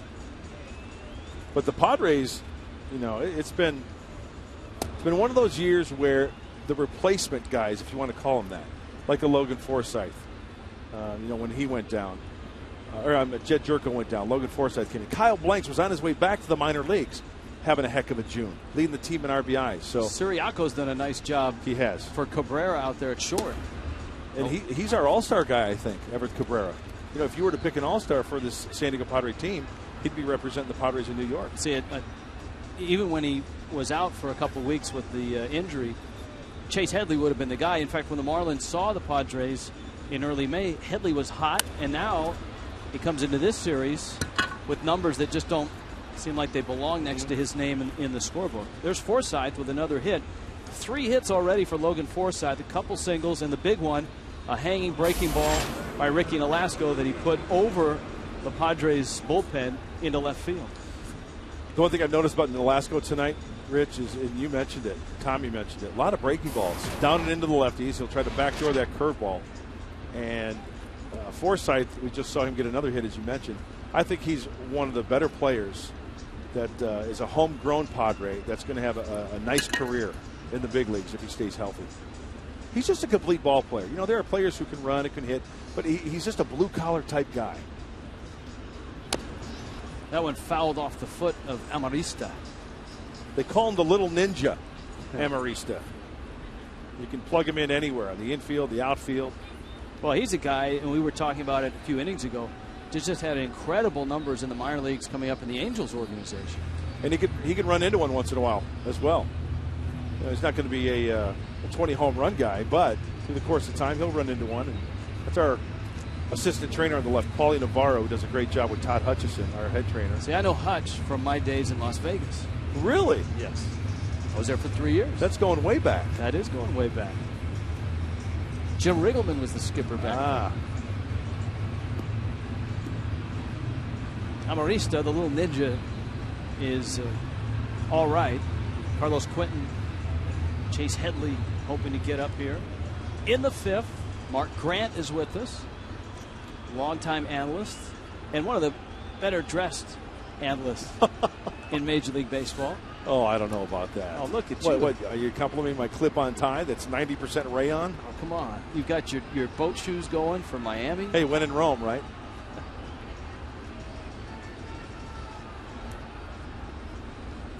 Nolasco with an 0-1 count.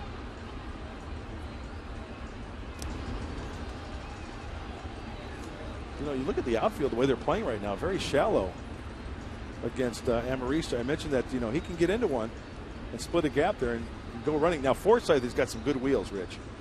He's one of the fastest guys on the team.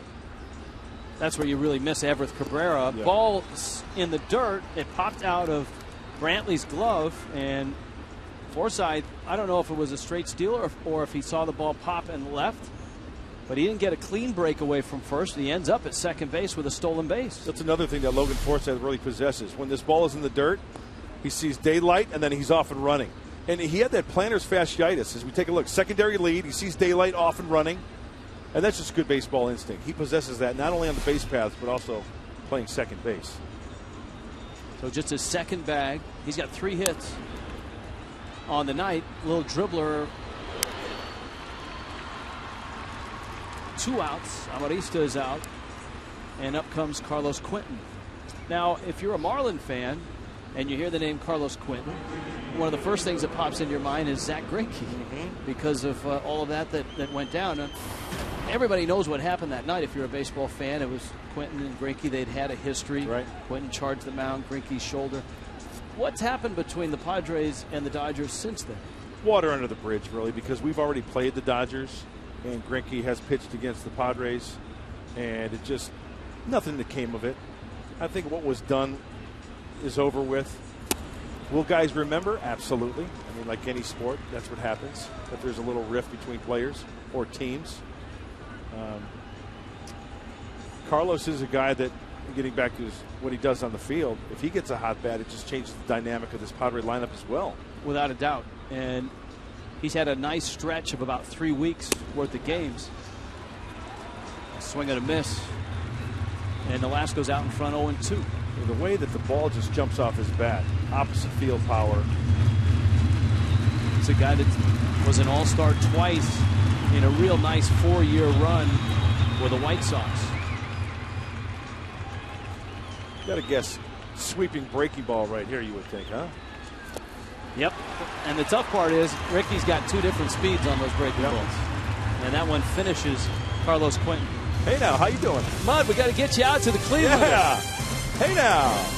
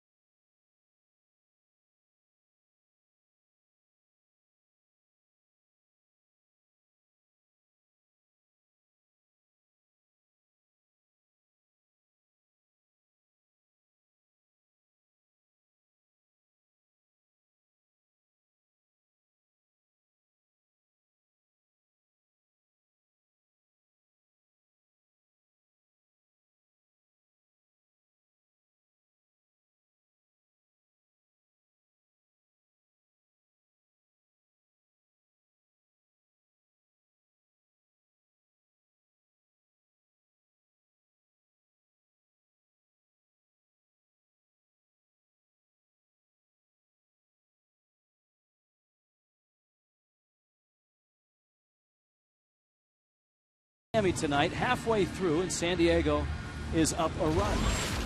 Time now for the Just for Men Auto Stop Foolproof Stat. Wins since the 24th of April. And look at the Padres. After a 5-15 start, Bud Black has them second place in the National League West. And that puts a smile on Mark Grant's face. Padres analyst. Let's talk about the National League West, because the Padres are a terrific story. While all the attention's been surfaced on the Giants' struggles, Yasiel Puig with the Dodgers, even Paul Goldschmidt, the Padres very quietly have risen up to take second place. You know, if they can stay within a handful of games in the West, Rich, until we get to the All-Star break, and I know there's always one team that sticks out that's a concern. The Giants are always a concern to me, and the Dodgers. The Dodgers are getting healthy. They've won 6 in a row. That's going to be tough. Tulowitzki's out. If he gets back, who knows? Pierre sends one left center field.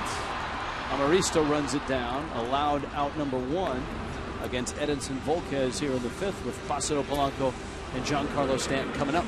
But manager Bud Black at the Padres even said, he said it all season long, you know, in our game for the Padres, we have to do every aspect of the game, every facet of the game right. We have to catch the ball. They've done that. We have to have timely hitting. Hey, there was a point in time when 2-out RBIs, 2-out hits was huge for San Diego at the end of May and into June. So, yeah, it was a tough hole. The starting pitching has got to be right on. Eric Stoltz and Jason Marquis have been great. Andrew Kashner, have you seen Andrew Kashner lately? Yes, Marlins saw Andrew Kashner in early May. And he has been lights out as well. So, you know, Bud has a lot to work with. And I know this sounds cliche, Rich, but Bud Black has got a group of guys, and like you traveling with the Marlins, I travel with the Padres. You get to know these guys. These guys are gamers. I mean, they pull on the same end of the rope. Buddy Black will not allow one of his players not to buy in his philosophy of going 27 outs every single night. And I know we hear it since Little League. Hey, you got to play to the last out. You got to give it your all. But you know what, though? That's the case for the Padres. It really is. Well, Black is among a rare breed, and that's pitchers who have become managers in the big leagues. There's only, 2 of them, John Farrell and Bud Black. You, a former major league pitcher. Why is that? Well, I know catchers dominate that position, but you would think there'd be some other pitchers out there that are candidates, should be candidates. I mean, Brian Price in Cincinnati is always thought of as managerial material. It's funny you say that, because Darren Balsley, our pitching coach for the Padres, managed in the minor leagues with the Blue Jays. Very smart, very good baseball guy. He, I think, could manage in the big leagues as well. But, you know, that's a good question regarding why don't we see more pitchers? Because generally pitchers aren't smart enough? No. But I asked Buddy that question, and you know what he told me? He goes, you know what, Mud, I started managing like when I was in college. I used to watch the pace of a game, and I would think to myself, okay, what move would I make here? What player would I put in? Which guy would I double switch? So Buddy's been doing it in his head ever since he's been in college. Well, and you know, I was talking to Bob Melvin a couple weeks ago about Price. Price has worked with Melvin, and Melvin said one of the reasons Price will make a great manager is he manages the pitching staff. He manages the rotation. He manages the bullpen. He takes a lot of load off of Dusty Baker. Right. And with that being said, I mean, as a manager, that may be the most important thing you do is manage a pitching staff through the course of 162 games. No question. And Darren Balsley on our end from that, helping out Bud Black. And, you know, Buddy obviously being a left-handed pitcher back in the day. Both those guys, good baseball guys. And, you know, Buddy does a good job of delegating. Polanco sneaks a hit through the left side. And so the Marlins have a 1-out hit. And up comes Giancarlo Stanton. Now, as an analyst who gets to watch the Marlins half a dozen to 7, 8 times a year, and occasionally on television, Giancarlo Stanton, your thoughts? What does an outsider see? We get to see him 162 times a year. The first thing that jumps out to me, opposite field power. Power, average. Obviously his stature, you know, his physique in the box. You know who he reminds me of? Opposite, remember Jack Clark? Yes. Jack Clark, Jack the Ripper, back in the day with the Giants. He was a guy who wore out right center field. I mean, when Giancarlo took that slider from Volquez earlier in the game and went to right center field, I mean, that's very impressive, the way he stayed on that pitch and drove it that way. Stanton has singled and has doubled.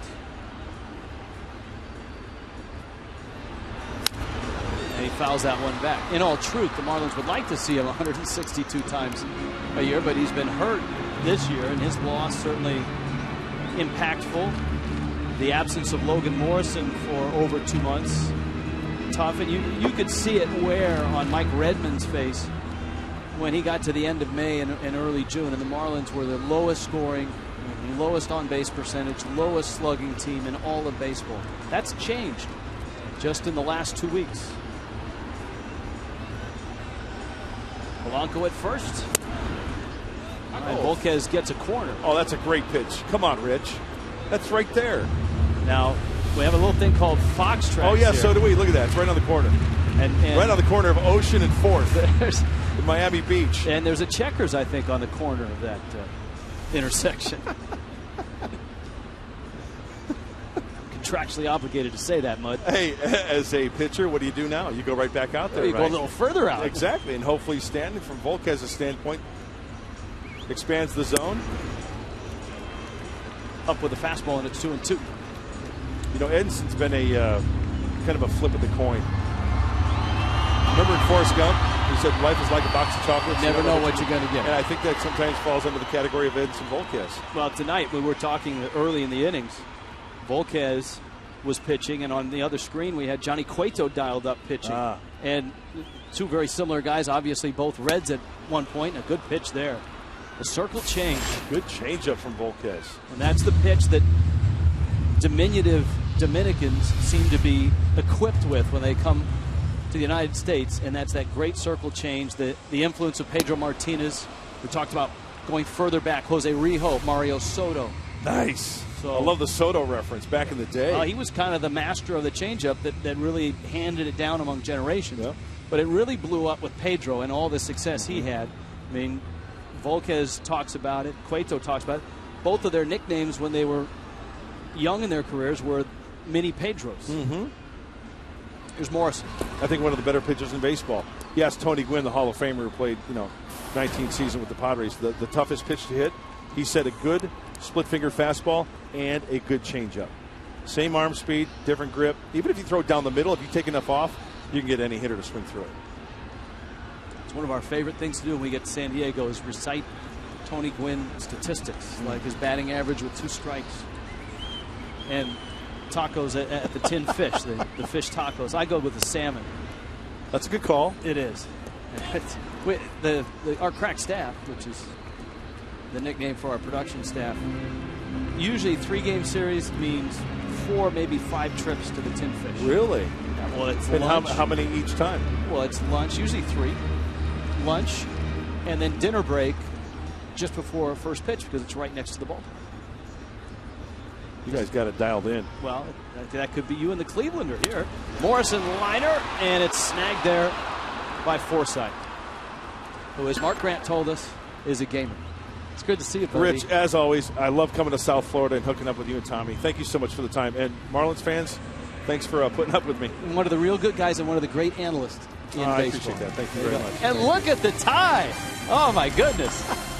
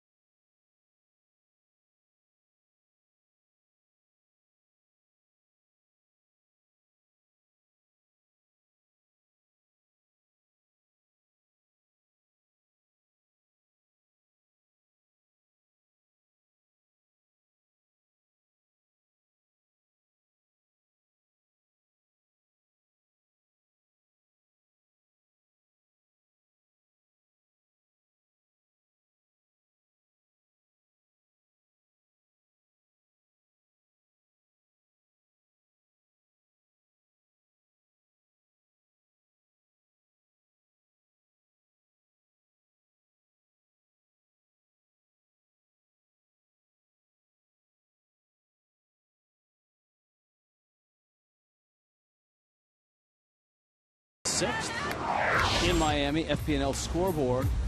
That was a 3-0 Milwaukee lead before Pittsburgh rose up. They're looking for their 7th straight win in Pittsburgh tonight. The Mets lead the Nationals 3-1. It's been a struggle for the Nationals to live up to all the expectations. And here tonight, Ricky Nolasco and Edson Volquez, rejoined by Tommy Hutton. How was Padres television? Yeah, we had a wonderful time over there. We had a shutout inning. And I think you guys had the same. Hey, we should have shown the Cleveland White Sox score. In the 8th inning in Chicago, the Indians lead the White Sox 19-10. We were busy showing the Clevelander. Oh, okay. We had to show that off to Mark Grant. Has Mark made a visit out there yet? I'm not sure, but I think after what we went through the last inning, I think he's probably going to get out there. We introduced him to camera 12, Tommy. Wow, wonderful. I don't think they have that up and running in San Diego yet. No, they don't. Nolasco with a count 0-2. That guy that has hurt Nolasco is at the top of the order. Logan Forsythe, 3 hits, including a 2-run homer. That one buzzes right back up the middle. Right up the middle and hit the second base bag. Style points for Chase Headley. Kyle Blanks, Yasmani Grandal also coming up in the 6th. Watch this ball right back up the middle and hits the bag and kind of caroms into shallow center field.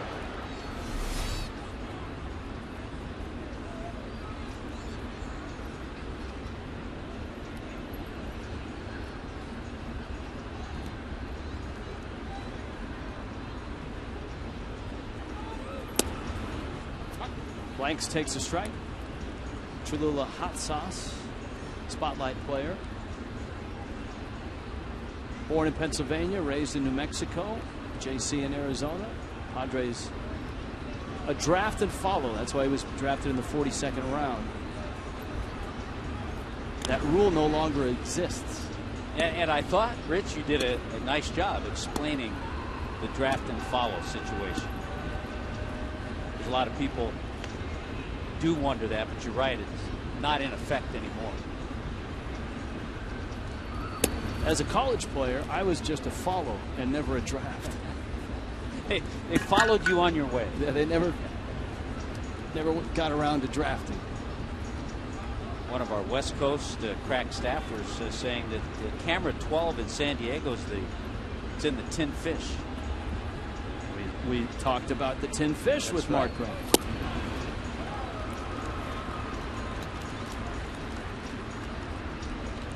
Blanks with the count 1-2. This, I think, is a real good barometer for both of these ball clubs, this 4-game series, because both have had above average Junes. Padres 14-11. Marlins 13-9. And Blanks pulls that one down the line. Pierre trying to cut it off. Round second is Headley headed for third. The throw goes to second, and Blanks is going to get there with a head-first slide. And San Diego's in business here in the 6th. Ricky's pitched Blanks pretty well all night. He's tried to get him to chase breaking stuff away. He's run that fastball in on him. This time the breaking ball just stayed middle of the plate. But Blanks, who's been a hot hitter, we've been talking about it, a 7-game hitting streak now, gets the double and takes advantage of JP's arm. Gets to second base.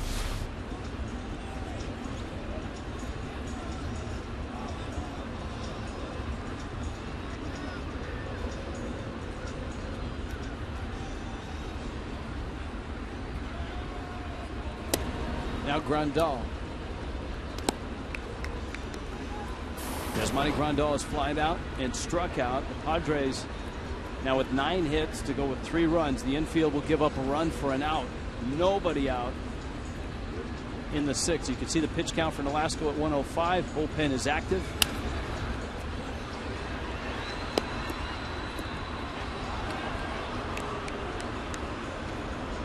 A Toyota trend.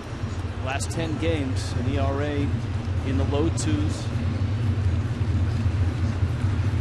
And the Marlins staff has not allowed more than 3 runs in any game. Obviously, that streak is in jeopardy here with runners second and third and nobody out.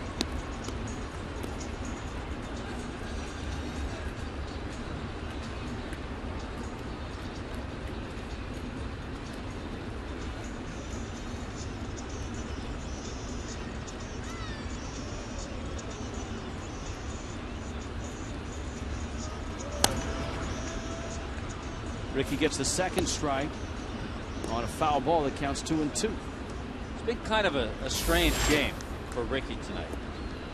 He has 6 strikeouts. Mentioned his last start against the Giants, he had just 1. He hasn't walked anybody, but he's given up 9 base hits.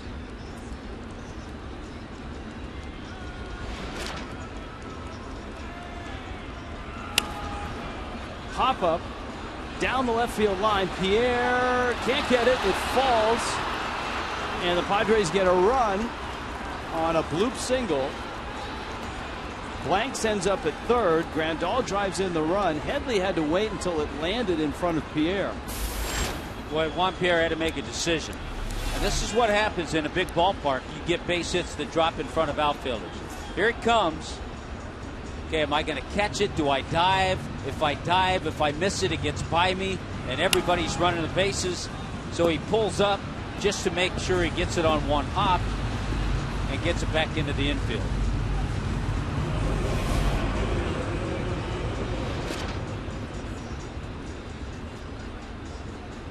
So now here comes Venable, and the Padres have him at the corners. And what Pierre is thinking is try to limit the damage. If he dives and it gets by him, 2 runs may score. And Grandal would end up at second base. As it is, the double play is in order. Now the middle infield is kind of halfway right now. Tough guy to double up. And not great speed at third base in the big guy, Kyle Blanks. Liner in right field. It's going to fall for a base hit. Up with it is Stanton. And another run crosses. Blanks will score. Venable with the 4th consecutive hit against Nolasco here in the 6th inning. And I think Mike Redmond has seen enough.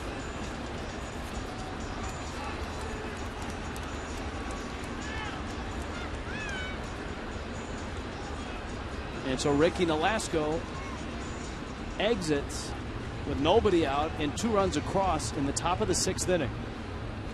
And the Padres have stretched their lead to 5-2.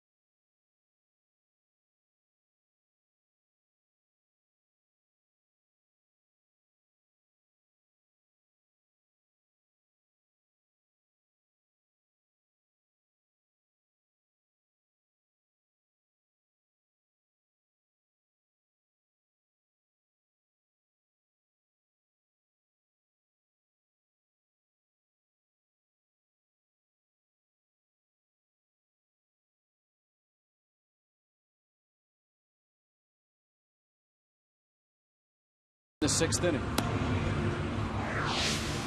Any Wednesday Marlins game will save you 60% off if you Use the Chevron Crazy 8s ticket offer. Fill up at a participating Chevron to get $8 home run porch or $18 home plate box tickets.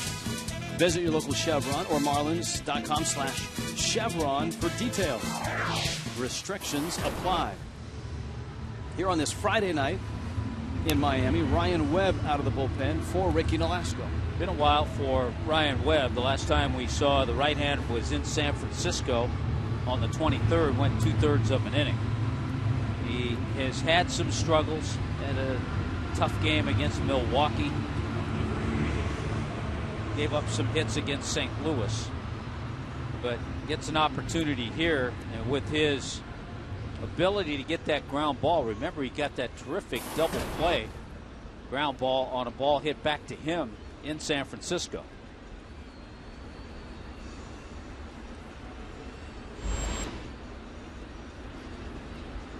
Siriaco with 3 runs across, with a 3-run lead and 2 runs across, takes a strike. You've got Volquez on deck. There's a lot of things that Bud Black can do here.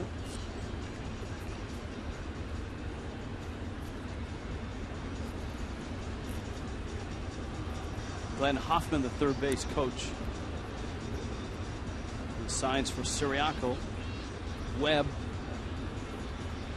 Oh, 1 pitch, good breaking ball.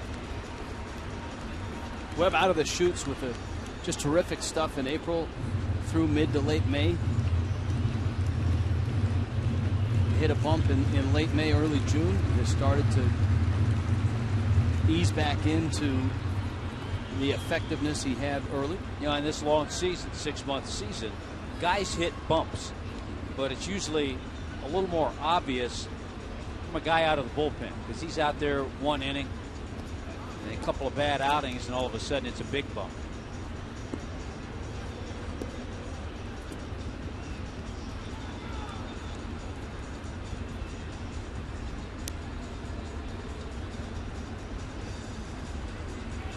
Breaking ball misses down low.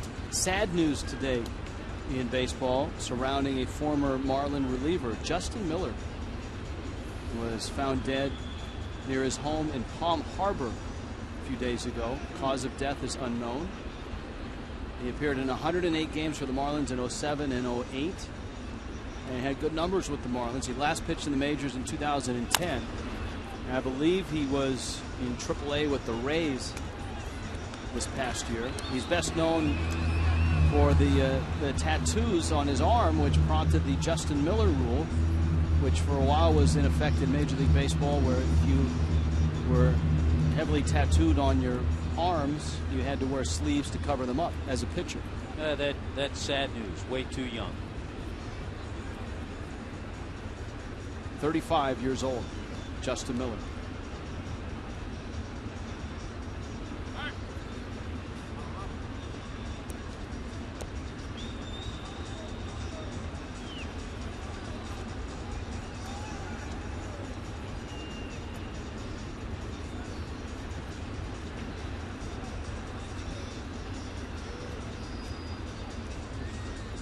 Ryan Webb working on Pedro Siriaco.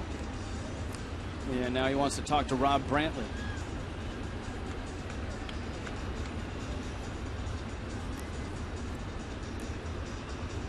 Either talking over signs or what pitch they want to throw to Siriaco. Marlins find themselves down by 3. If they can keep it at 3, the Marlins have shown over the last couple of weeks that 3 runs, they're able to get over that hurdle. In months past, in May and in April, 3 runs felt like 6 or 7 runs. Well, you talked about that series in San Diego. The Marlins lost 5-0. They lost 5-1, and they lost 1-0.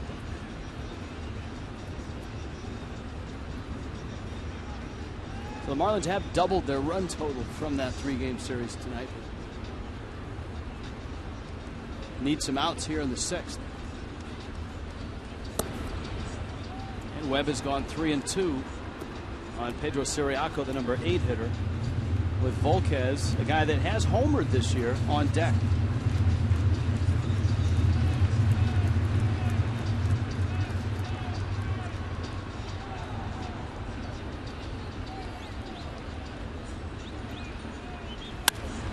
Back to Webb, knocks it down, goes to second, out there. Ball gets loose, runner coming home, throw to the plate. He is safe! Safe at the plate. Mike Redmond bolts from the dugout.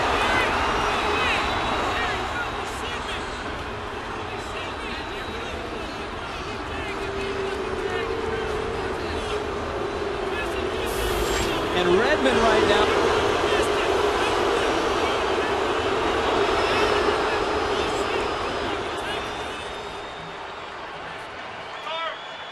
Getting his money's worth. But safe at the plate was Grandal. Redmond, before the play was even over, was on his way out to the mound. Now Bud Black is out as well. Bud Black is arguing because alertly Siriaco, who hit the ball, when Redmond bolted out, it's a heads-up play by Dietrich as well. Well, it's close at the plate. Siriaco had gone on to second base while the argument took place.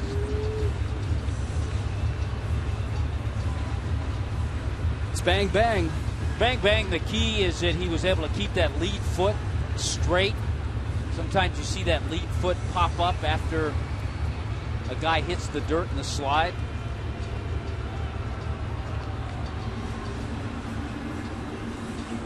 So unfortunately, it's a fielder's choice, but you have to account for how the run comes in to score, and the error is charged to Echeverria.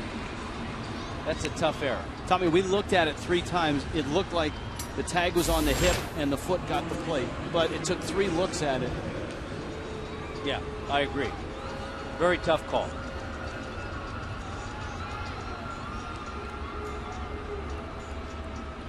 And so back to first is Siriaco. The Marlins do have an out. That was Venable at second, whose slide helped separate Echeverria in the baseball.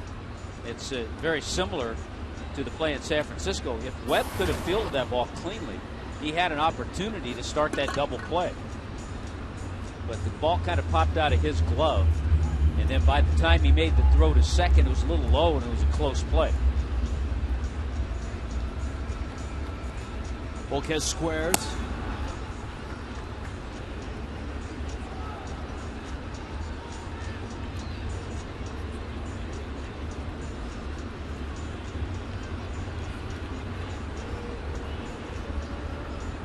One and 0.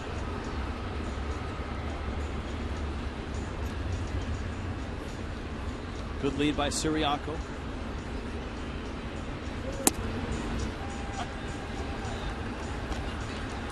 It's been a long inning already. Padres opened with 4 consecutive hits. And then the Siriaco ball with the play at both at second and then the home plate.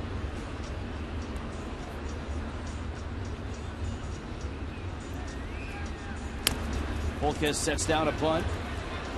Brantley gets the out at first. So a sacrifice, and the Padres have another runner in scoring position.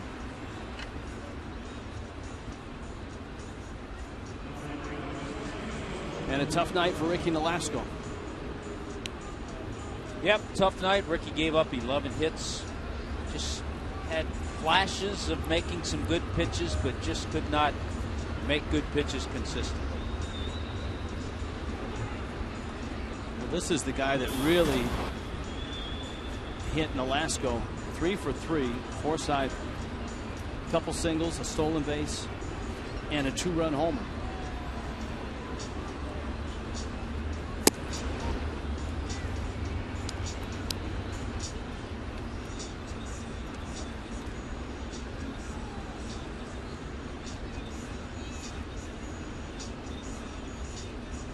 Forsythe in that leadoff spot.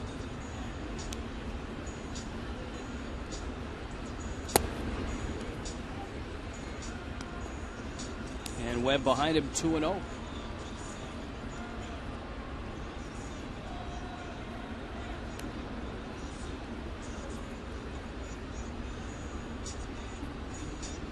That game you were watching in Chicago is finally over. Cleveland was able to eke out a 19-10 win. How about this? In over 4 hours. That was the first game of a doubleheader.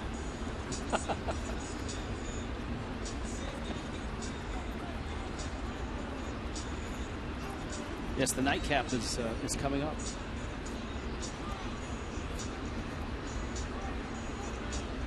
White Sox had 13 hits. Cleveland had 21 hits.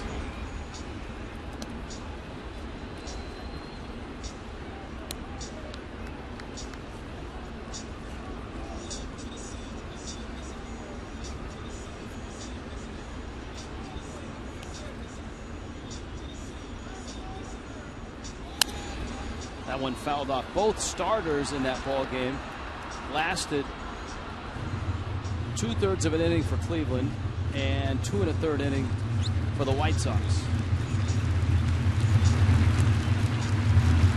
Well, remember, the Marlins will see that Cleveland Indians ball club right here at Marlins Park.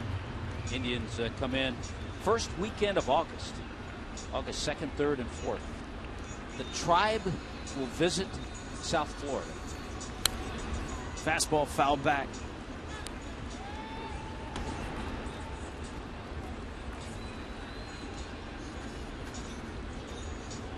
The Indians had 8 hitters with 2 or more hits.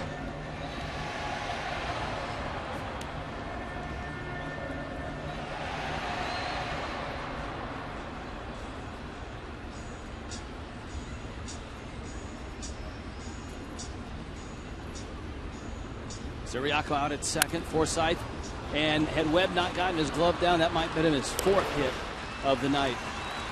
As it is, it's the final out, and the Padres push across 3 more runs and lead at 6-2.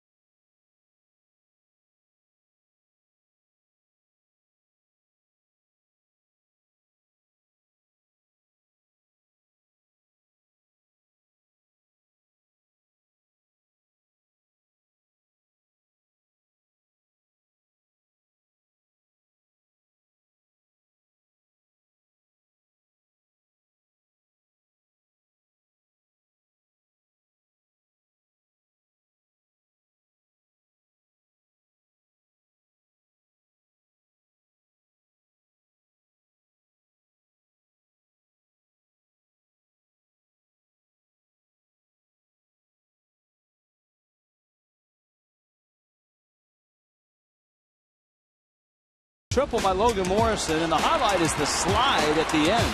Yeah, the back end of the triple was very exciting. Reaches over the initial tag, but then comes off the bag.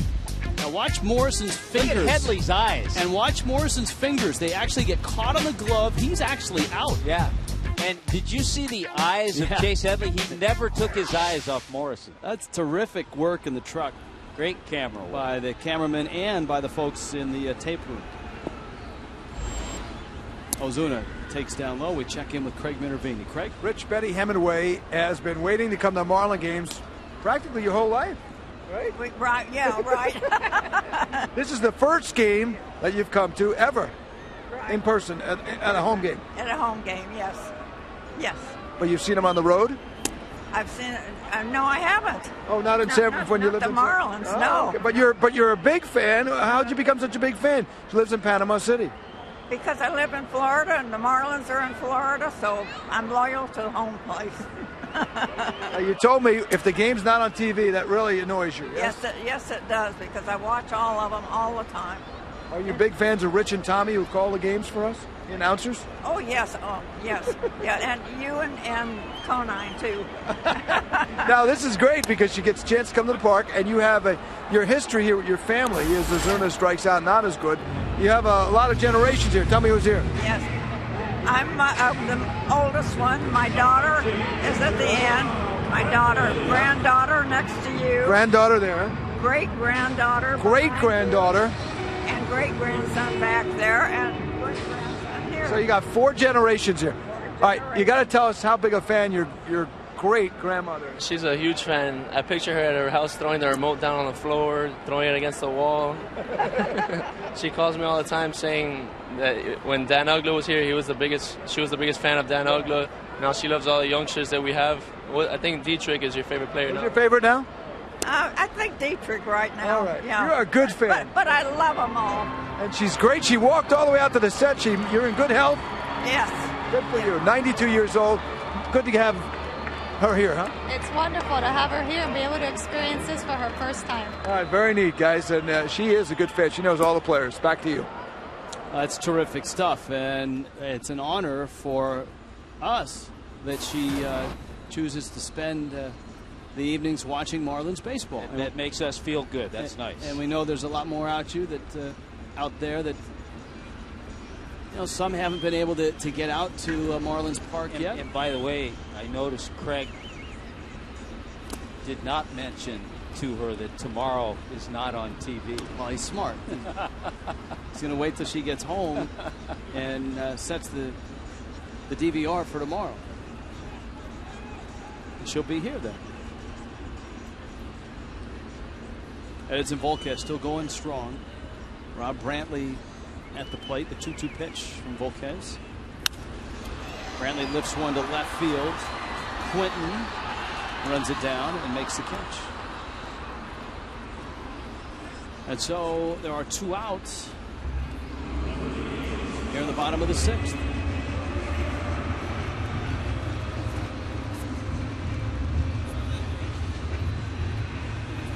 Danny Echeverria, who is 0 for 2.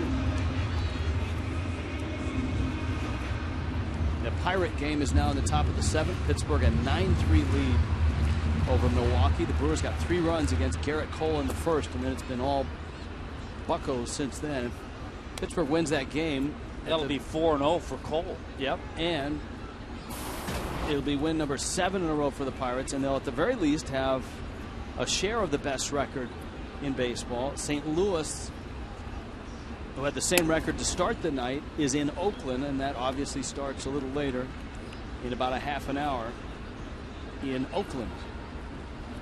Phillies are in Los Angeles to take on the Dodgers. The Giants are in Colorado, where Colorado has a 1-0 lead in the middle of the 3rd. That Mets lead over the Nationals is 3-1, bottom 7.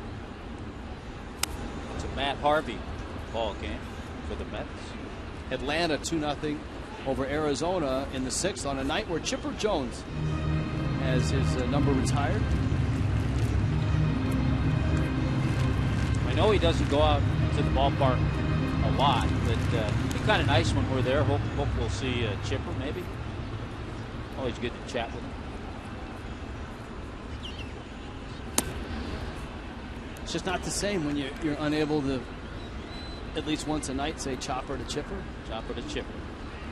As Skip Carey used to always say. Much better delivery and a little more deadpan.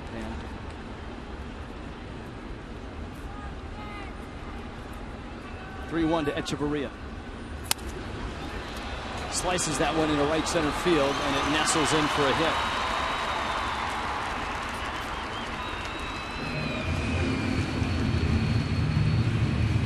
Tomorrow night is Saturday. That means Baseball Night in America is back. Yankees and Baltimore top the list. And you've got Tigers and Tampa also there as well. Baseball Night in America begins tomorrow, 7 Eastern, 6 Central.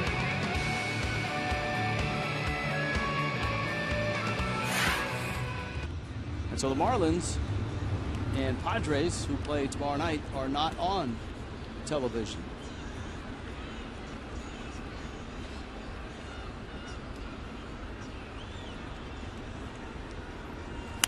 You have to get your fix on Baseball Night in America. And then back on Sunday, Marlins and Padres, and as we've noted, it's the mother of all promotion days with 20th anniversary celebration. We'll have quite a cast visiting the booth. Juan Pierre bobblehead and Bark at the Park.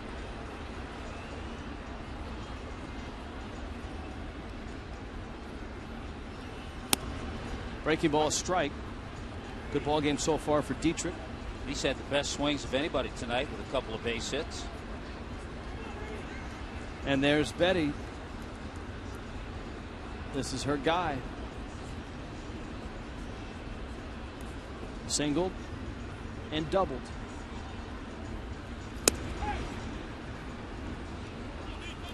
One and two.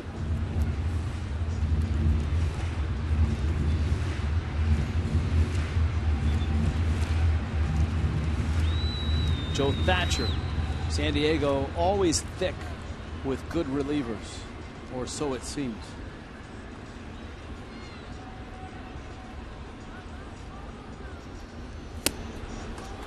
Elevates the fastball and strikes out Dietrich. It's all right, Betty. He's got another AB coming up.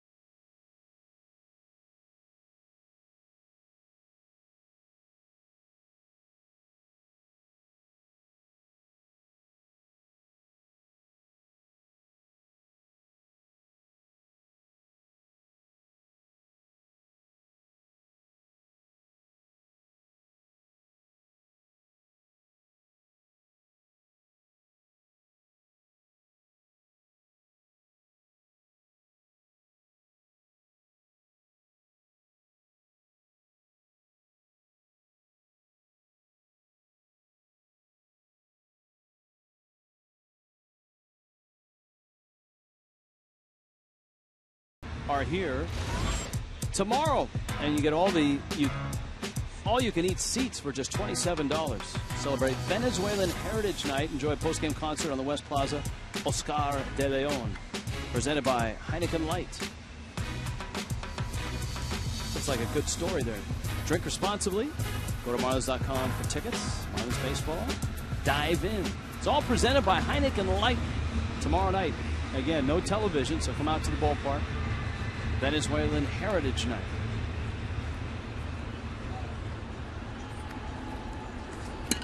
Ryan Webb into his second inning of relief. Ricky Nolasco, 5 innings, 11 hits, 6 runs, 5 earned. No walks, 6 strikeouts. Webb put an inning in the books already by getting 3 outs in the 6th. You have to wonder if that's going to be all for Volquez. Most pitches he's thrown this year, 108. He's at 105 now. Liner in the gap, and remember, Amarista can run and around second on his way to third, and he'll be held right there. Boy, you could hear the momentum gathering in the crowd as Amarista approached third. He was taking the turn, and he was thinking 4. That's a ball that either was misjudged or it just took a while for Pierre and Ozuna to get there. Well, we've talked about the quickness of the grass, of the turf, infield and outfield. No misjudgment. It just got through left and center very fast. And Amarista was thinking inside the park home run. I mean, he's a left-handed hitting Jose Altuve. He's about 5'7". Might be a little taller than Altuve. But hit that ball hard. Infield comes in. And the ball pops out of Brantley's glove. Here comes Amarista. The flip. Same Safe thing. at the plate. Hesitation. We saw that a month ago.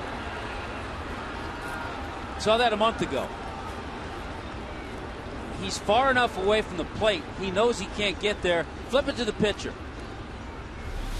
And we saw a little bit of hesitation. First of all, it'll be a pass ball. There's a hesitation. And the Padres get another run.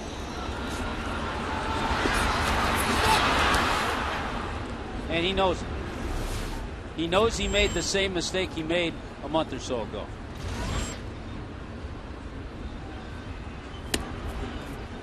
And so Quinton takes in, and Amarista's speed helps create a run here in the 7th for the Padres. I don't know if I agree. They've called it a wild pitch, not a pass ball. There's no way that's a wild pitch. Rich, that's what has been scored. It's popped up. You'll start ranting like me. I may well get there, Tommy Hutton. You're right about that. I may well get there. But here's a look at it again. It's a breaking ball, and it's a catchable ball. I mean, and any ball that pops out of a catcher's glove, and he didn't really have to reach that far for it, has got to be a pass ball. Totally agree. But as you pointed out, the misplay wasn't on top of that, was not getting the ball to Webb soon enough where he could make a play on the runner. And you know what? I'm not sure if Ryan Webb makes the play, but he's far enough back. Brantley has to flip it to him right away. And you saw his reaction. He knew he didn't make the right play. Breaking ball for a strike to Chase Headley.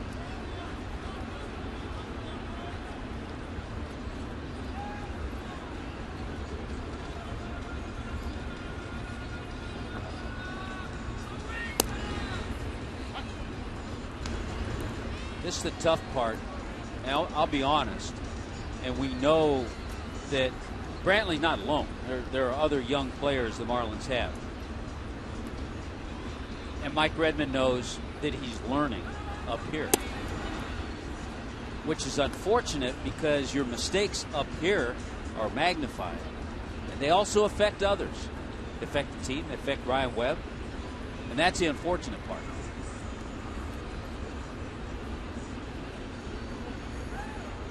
Headley a couple hits, and Webb saws him off and gets the out at first.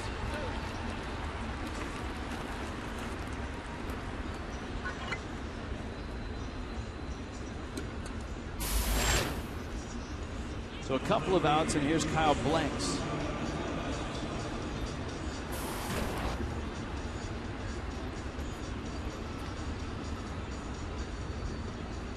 Rays tonight lost Evan Longoria.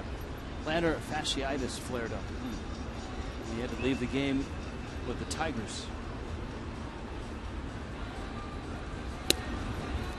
Milwaukee got bad injury news. Knee surgery again for Corey Hart. Oh, wow. They were hoping to get him back. He had knee surgery in January, and he's going to have knee surgery again in all likelihood. Will end his season.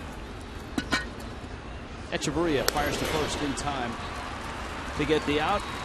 But the Padres had another run. The triple by Amarista, and he scampers home. And it's 7-2 San Diego.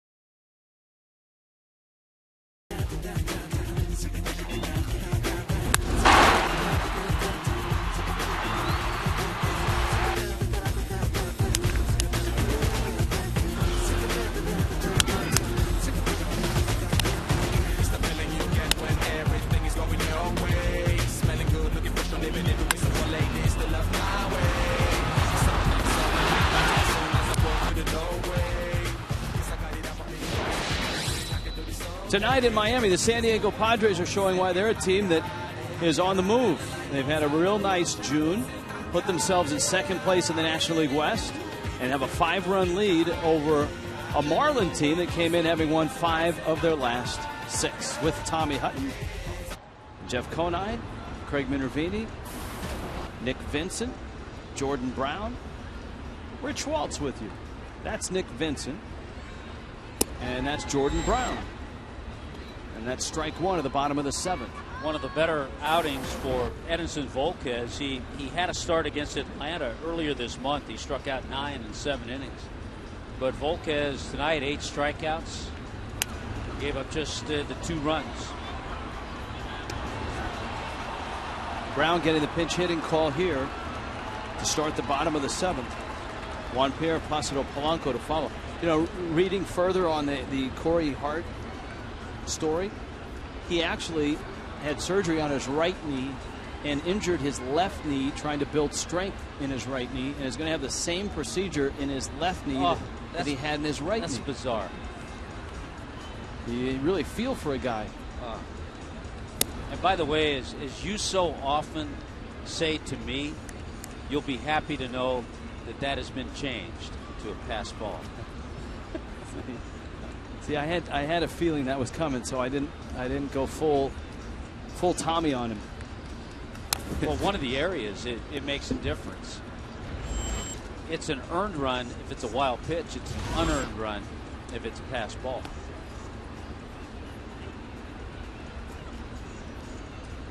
Brown trying to get on base. The Marlins trying to get something going against the Padres bullpen. Padres bullpen is always really good, and a 3.26 ERA this year will attest to that.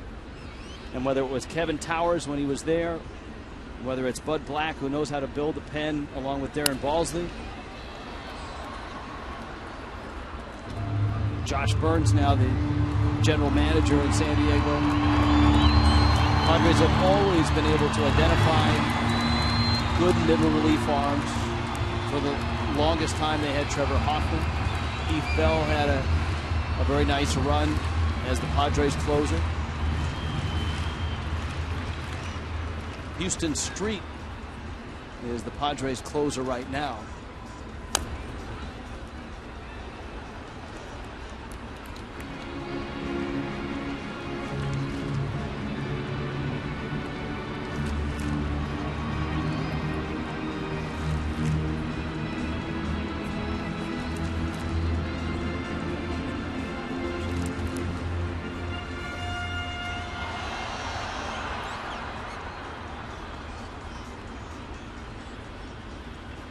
Nick Vincent 1-2 pitch. Brown did not go. Vincent actually picked up a save against the Braves. Was in Tucson, where today it was 125 or something. It was just incredibly hot in a lot of places in the West today. And Tommy, you've been in and out of the cities down there.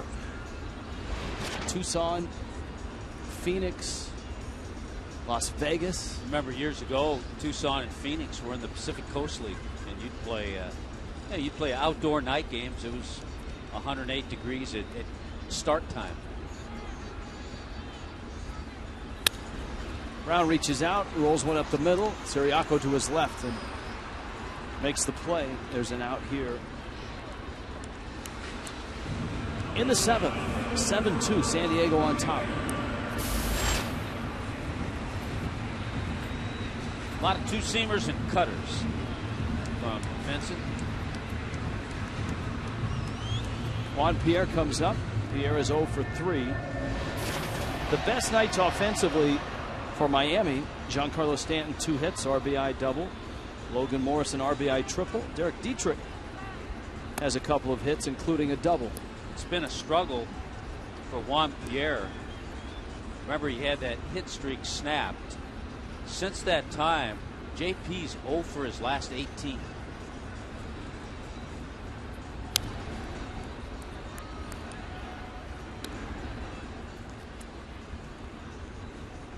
so hot. He had the 14-game hitting streak, had that snapped in San Francisco.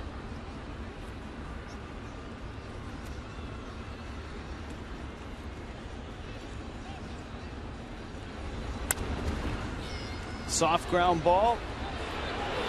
And he's going to leg that one out for a base hit. Siriaco bobbled it just a bit, but Pierre is aboard as Miami tries to get something going here in the late innings. That's what JP needed. He needed us to talk about it a little bit. It's going to be a tough play either way for Siriaco, the shortstop. And Juan Pierre gets an infield base hit.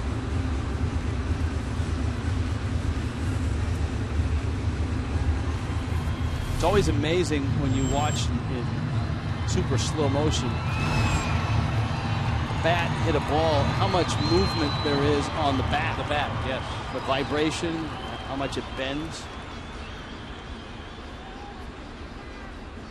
Polanco 1 for 2.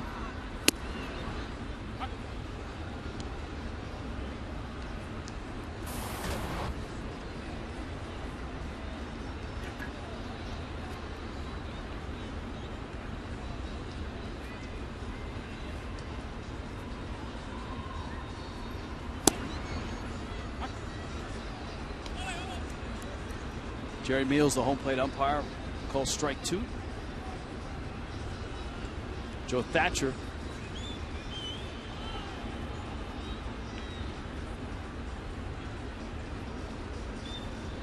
ready for the Padres.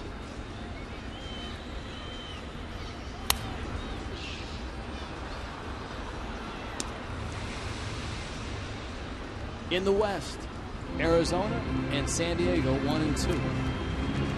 Dodgers, the awful start. They obviously had a real shot of momentum and energy with the young Cuban, Yasiel Puig.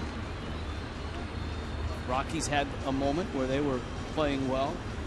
They've slowed down, and the Giants have struggled as well. The Marlins were part of that, taking 3 of 4 from San Francisco this past weekend. I believe the Giants went into LA and got swept.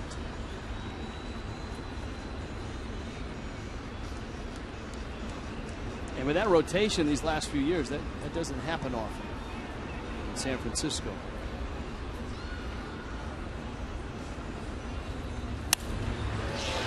Liner to right. Venable.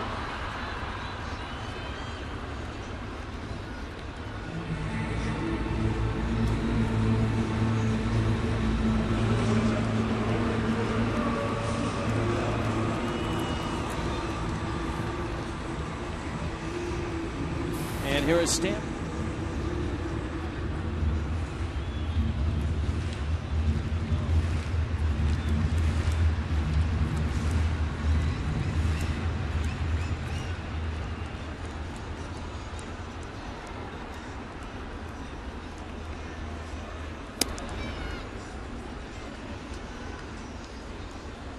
Stays away from him, and it's 1-0. I'm amazed, Rich, every time I look at a Tigers box score. They're in St. Pete tonight against the Rays. Detroit has a 6-3 lead. Miguel Cabrera is 4 for 4 with 2 home runs and 3 RBIs. So Cabrera now hitting .377, 24 home runs and 81 RBIs. We hear so often about large long-term contracts where players in no way, shape, or form come close to living up to. We just saw Barry Zito in San Francisco. Albert Pujols is struggling in the early years of his big contract. Josh Hamilton. Yeah. But Miguel Cabrera is the exception to that, because the Tigers paid a pretty penny to extend Cabrera, and he's been worth it. See that 87-88, that's just a hard cutter that Vincent throws. He's gotten a couple of strikes to Giancarlo with that pitch.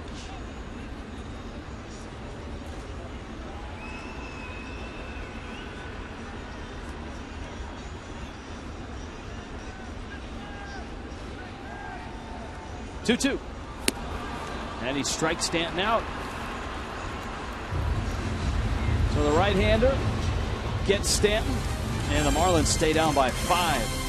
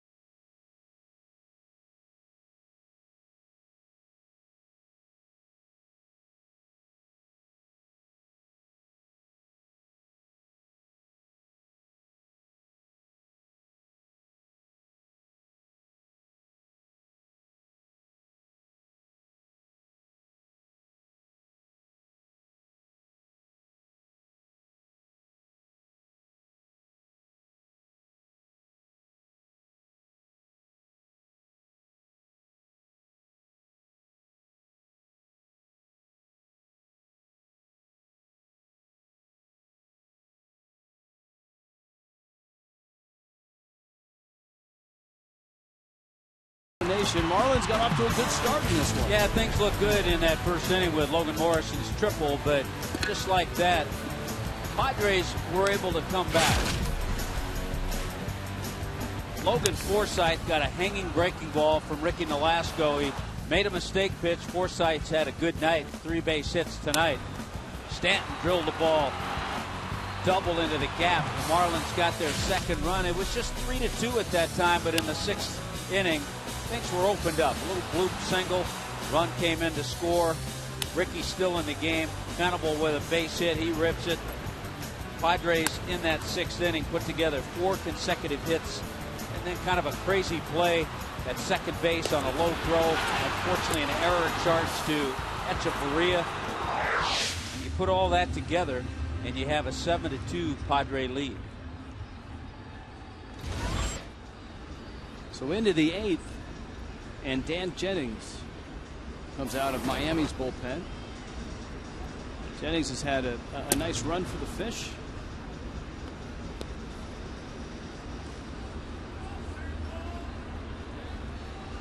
You see the ERA, 14 appearances for Jennings. And what you're seeing is a young player who got a taste of the big leagues, and now this year has more of a defined role, and he's got that role because of his success. Start of the year in New Orleans. Grandal lines it into right center field. Ozuna has to track it down, and the former University of Miami catcher pulls in with a double to lead off the 8th.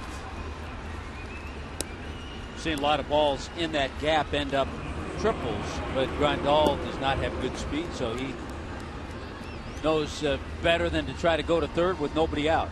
Time now for our AT&T Uverse rewind. Have you seen this catch? Now this was a tie game with a winning run on, and Will Venable sold out in San Francisco. That was a game-saving catch, and the Padres would come back and win the ball game in extra innings. As nice a catch as you'll see with the game on the line. Well, tremendous athlete, as we've talked about.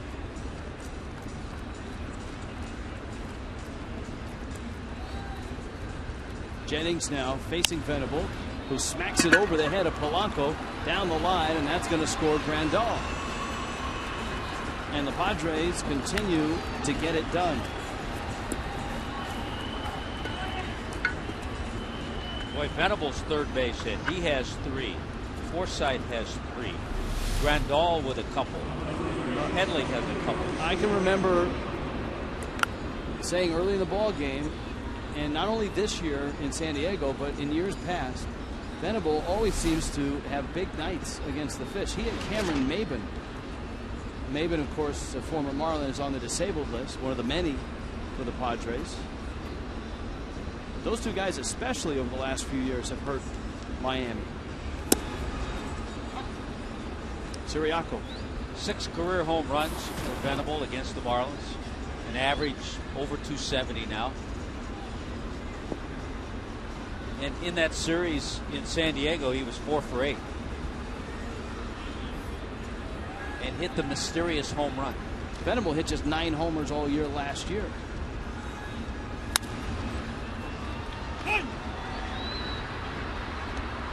Now, the Padres tonight have had the leadoff man on base via a hit in 6 of the 8 innings. That's never a good way to start an inning. Well, as you pointed out at the outset, the Padres have not played well on the road, and this is an important way for Bud Black's team to start a 10-game road trip. Siriaco strikes out. Venable still at first. Padres bullpen up in arms. Yeah, pinch hitter Jesus Guzman.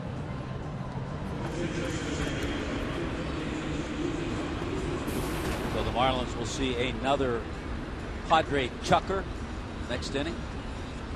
Tyson Ross, Birch Smith. Guzman involved in a dust-up. Padres have been involved in a couple of incidents. The Carlos Quinton, Zach Greinke one, certainly the most dramatic. That one pops away from Brantley and rolls towards the Marlins dugout. Guzman had homered against the Giants, and the Giants weren't happy with his home run celebration, so to speak, and they threw behind him, which caused some hard feelings. That's another pass ball. It's a second one.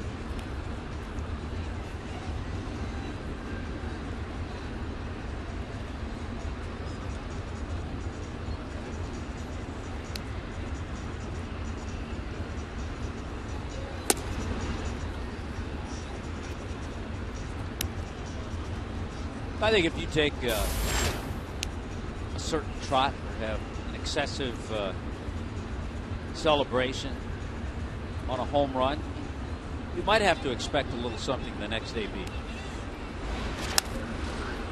Guzman hits a towering fly ball, and Ozuna appears on the warning track to make the catch. Well, he was able to dial it down because he homered later in the series, and he didn't point into his dugout and yell.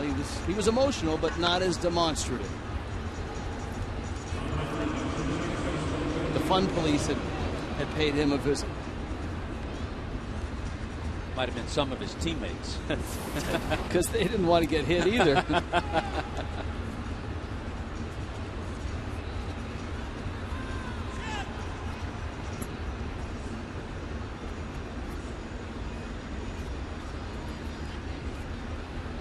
It is interesting, though. As Forsythe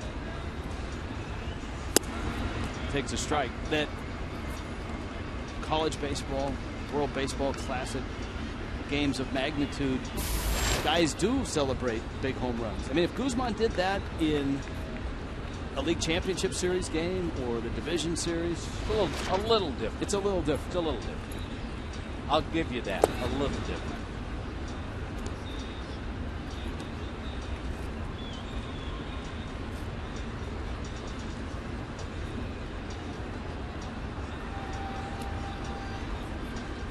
There seems to be, in some places, more celebrating in dugouts. And I think the line in the sand is, if you keep it in the dugout, it's okay.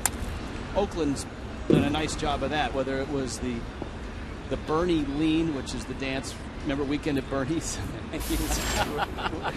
That's a classic. Yeah, well, the dance, the Bernie lean, you're essentially Bernie and you're leaning back. You're just leaning. Yeah. Coco Crisp started You're being helped by a few teammates. Right. Coco Crisp did that last year. The A's have moved on to the soccer tunnel celebration, but they keep it in the dugout.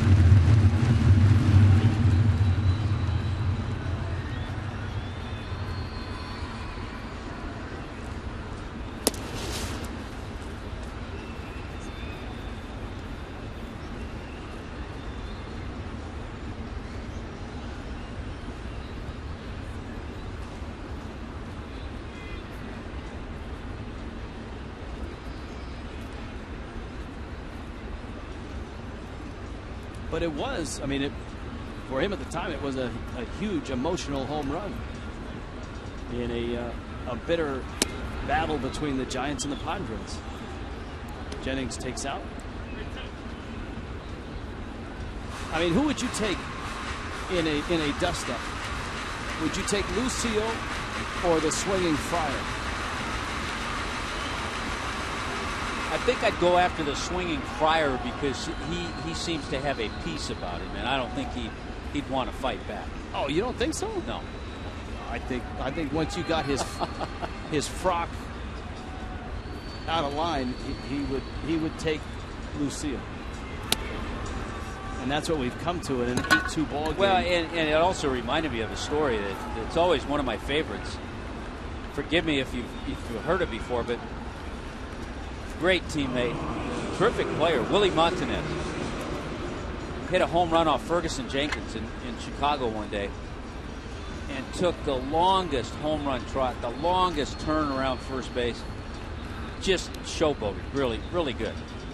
And when he got back to the dugout, he knew what he had done, and he said, I know when I hit the next time, I'm going to get drilled.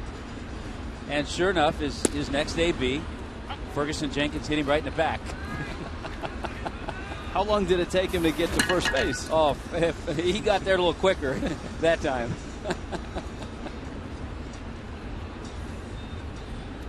Alexei Amarista tripled in the 7th inning. Let's get Craig in on the action. Craig? Well, Willie, that's his game, though, Tom. He was a very flashy guy. Oh, he's tremendous. First base, he'd catch it, he'd whirl his glove around. I remember Lindsey Nelson, Willie played for the Mets after he played with you in the Phillies. Lindsey had a line, he said, if he's on the other team, he's a hot dog. If he's on your team, he has a lot of color. And he was a fan favorite in the home cities anyway. But did he run into that more often because he was so flashy? Yeah, more so in that era. He wouldn't have been as noticeable nowadays. Yeah. But more so, yeah, then. Yeah, one of the guys that was as flashy as they got, but he had such great game that I think people just kind of assumed that was him. It's Ricky Henderson. Ricky Henderson. Here's the 1-2. Little tapper. It's foul.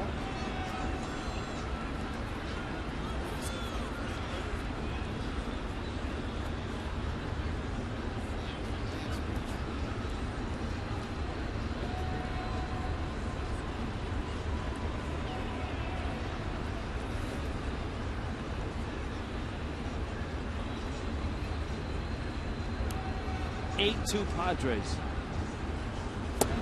And Jennings misses out. Of course, there's really no retribution for a hitter when a pitcher goes through all the jumping around and a big strikeout and pumps his fist. And which there is nowadays.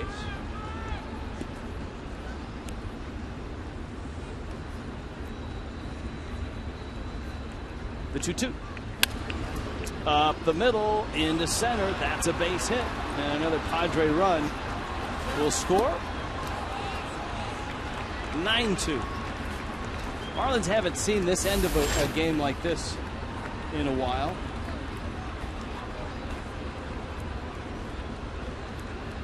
When we talked about the stretch the Marlins had been on, not allowing 3 or more runs, the last time they allowed as many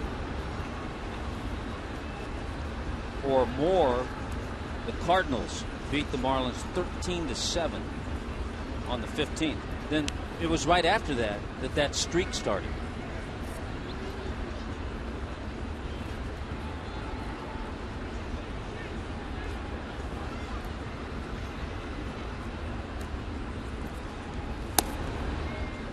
Now Carlos Quentin.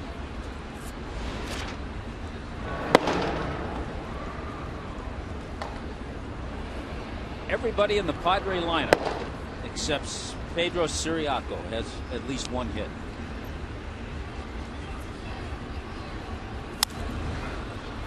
To center. That's Ozuna out there. And he makes the catch. And the Padres add on 2 more in the 8th.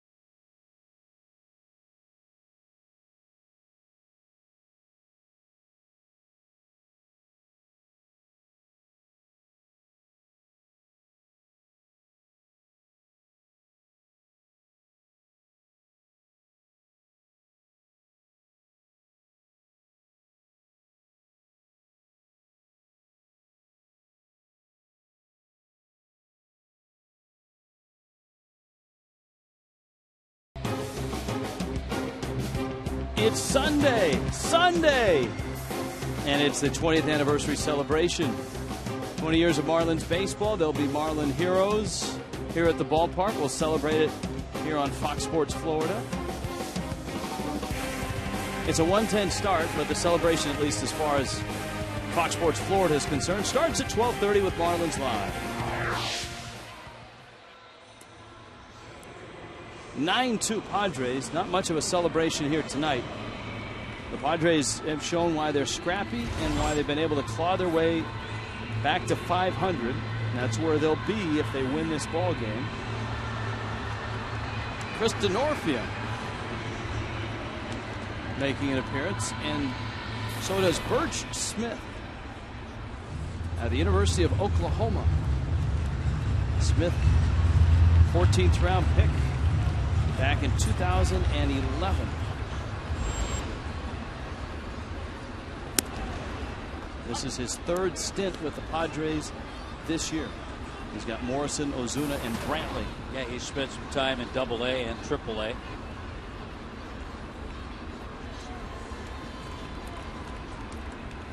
AA outpost for San Diego is a pretty sweet place to play baseball, and that's San Antonio.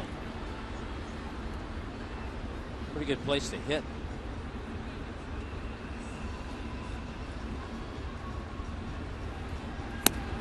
I think any place in Texas is a pretty good place to hit.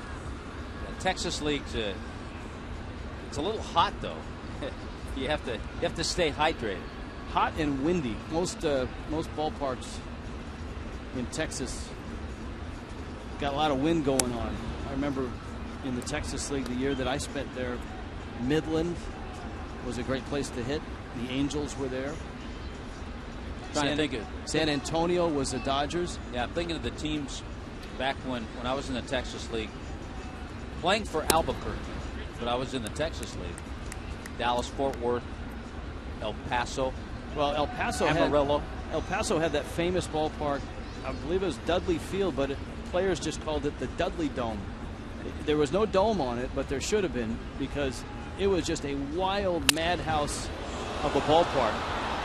That one up the middle. Forsythe makes a nice play and gets the out at first. Meanwhile, most of Morrison's bat ended up about 15 rows all the way down parallel to first base. Watch how far that bat goes.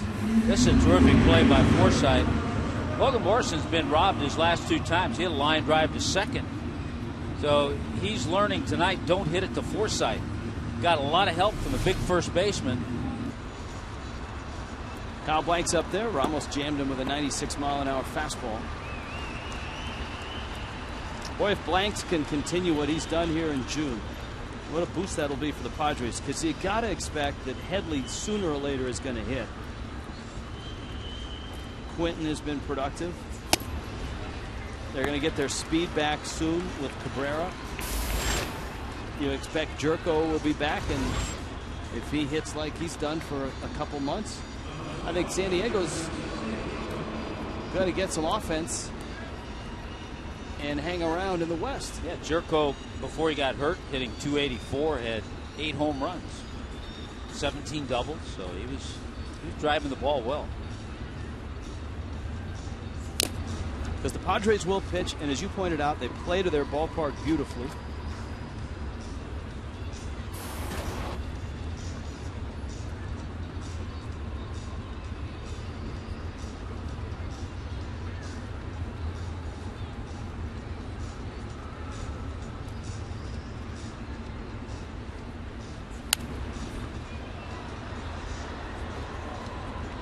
Grandal fouls that pitch back.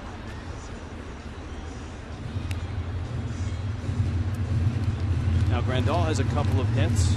He's 2 for 4. Logan Forsythe and Will Venable, both with 3 hits apiece.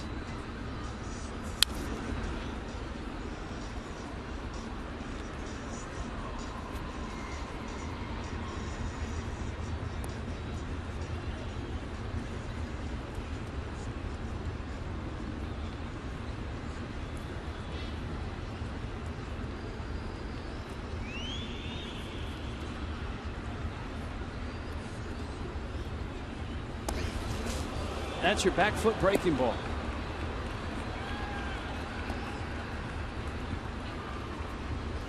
And Grandal's aboard.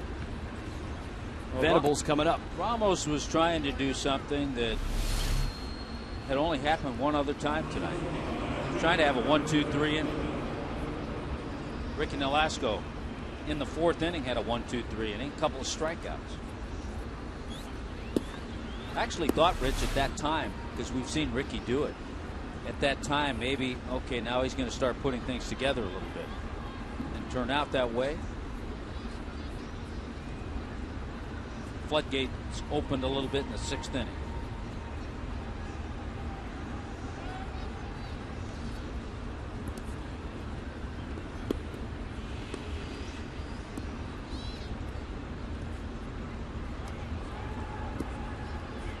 Big series in Baltimore.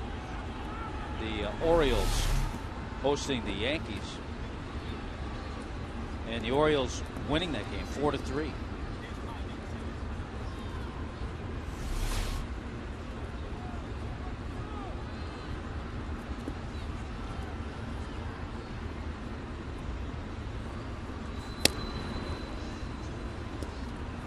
Ramos trying to clean things up here and get out of this 9th without any more damage than the Padres have done in their last 3 innings. They got 2 runs in the 8th, a single run in the 7th, and that 3-run 6th. And Venable has been a part of everything. He has RBI hits in the 2nd, the 6th, and the 8th.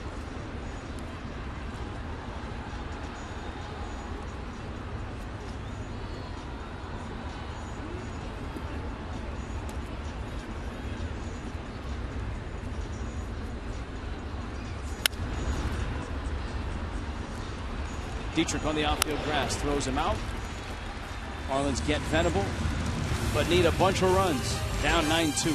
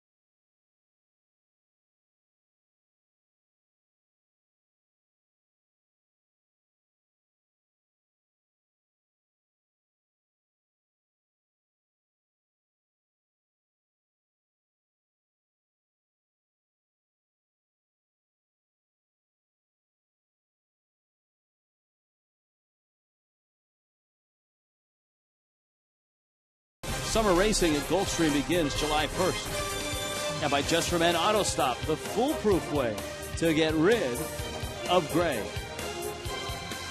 Downtown Miami, 9-2. San Diego has come to town and have taken over. Tommy, we often do this. Note to self. Lens towards subject. It's always good camera fundamentals that get you to the big leagues. Well, you know, and in the case of John Tuitu, when you reach, and I can attest to this, when you reach a certain age, you have to leave more notes to yourself. A lot of camera operators fall by the wayside coming up in the minor leagues, Tommy, because they can focus, but they can't, you know, follow a subject up the line. They lose a step. They do. They tend to wander off subject. missed the big play? Not our camera crew. Not our camera. Greg Dobbs. Dobbs is on a little bit of a run. 3 consecutive pinch hits. His last 3 pinch hit appearances, he has base hits. And for a pinch hitter, that's considered a run. Because when you're getting 1 AB, 5 times a week, you got to make them count.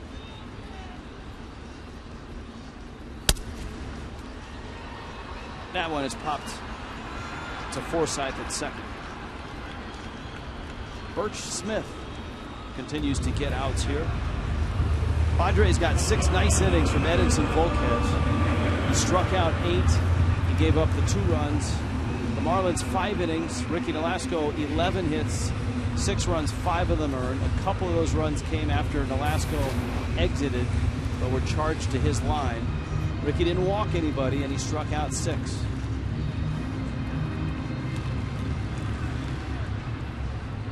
Now Pierre, with leg down an infield hit his last time up.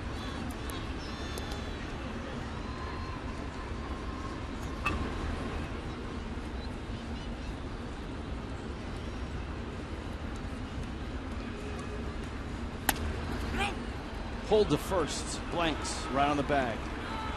And Miami's down to their last out here tonight. On a night in baseball where the Pirates win again. They've won 7 in a row. They beat Milwaukee 10-3. We pointed out that big series, Baltimore and the Yankees. Baltimore wins it 4-3. Cleveland in the first game of the doubleheader, a 19-10 win over the White Sox. And they've opened up the second game in style. Well, yeah, they had a rain delay. They finally started the second game, and Cleveland started with 3 consecutive hits, or 3 base hits in the first inning, and they've scored. So offense galore. Polanco, a 1 for 3 night. Huge night for Miguel Cabrera. We talked about that.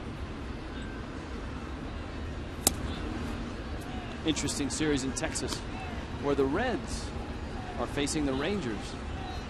2 teams that have nice records. Of course, the Reds, despite a 45-34 record, aren't in first or second in the National League Central. Boy, the Mets had a 4-0 lead in that game against the Nationals. Matt Harvey, 7 terrific innings, gave up 1 run, 11 strikeouts, but their bullpen blew it, and the Nationals won that game 6-4.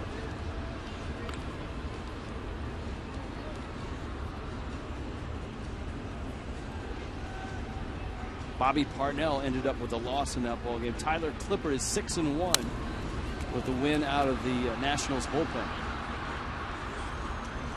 Drew Storen is throwing a little better these days. And my guy, Homer, Ian Desmond. Ian Desmond. The pride of Sarasota.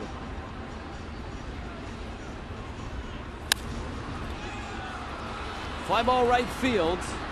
And the Padres impressively come in here and open up this 4-game series and beat the Marlins decisively. 9 runs on 15 hits for San Diego. The Marlins managed just 2 runs on 9 hits. San Diego has won all 4 games between the 2 teams this year after the 3-game sweep in early May in San Diego. A 9-2 win to open up the 4-game set on a Friday night in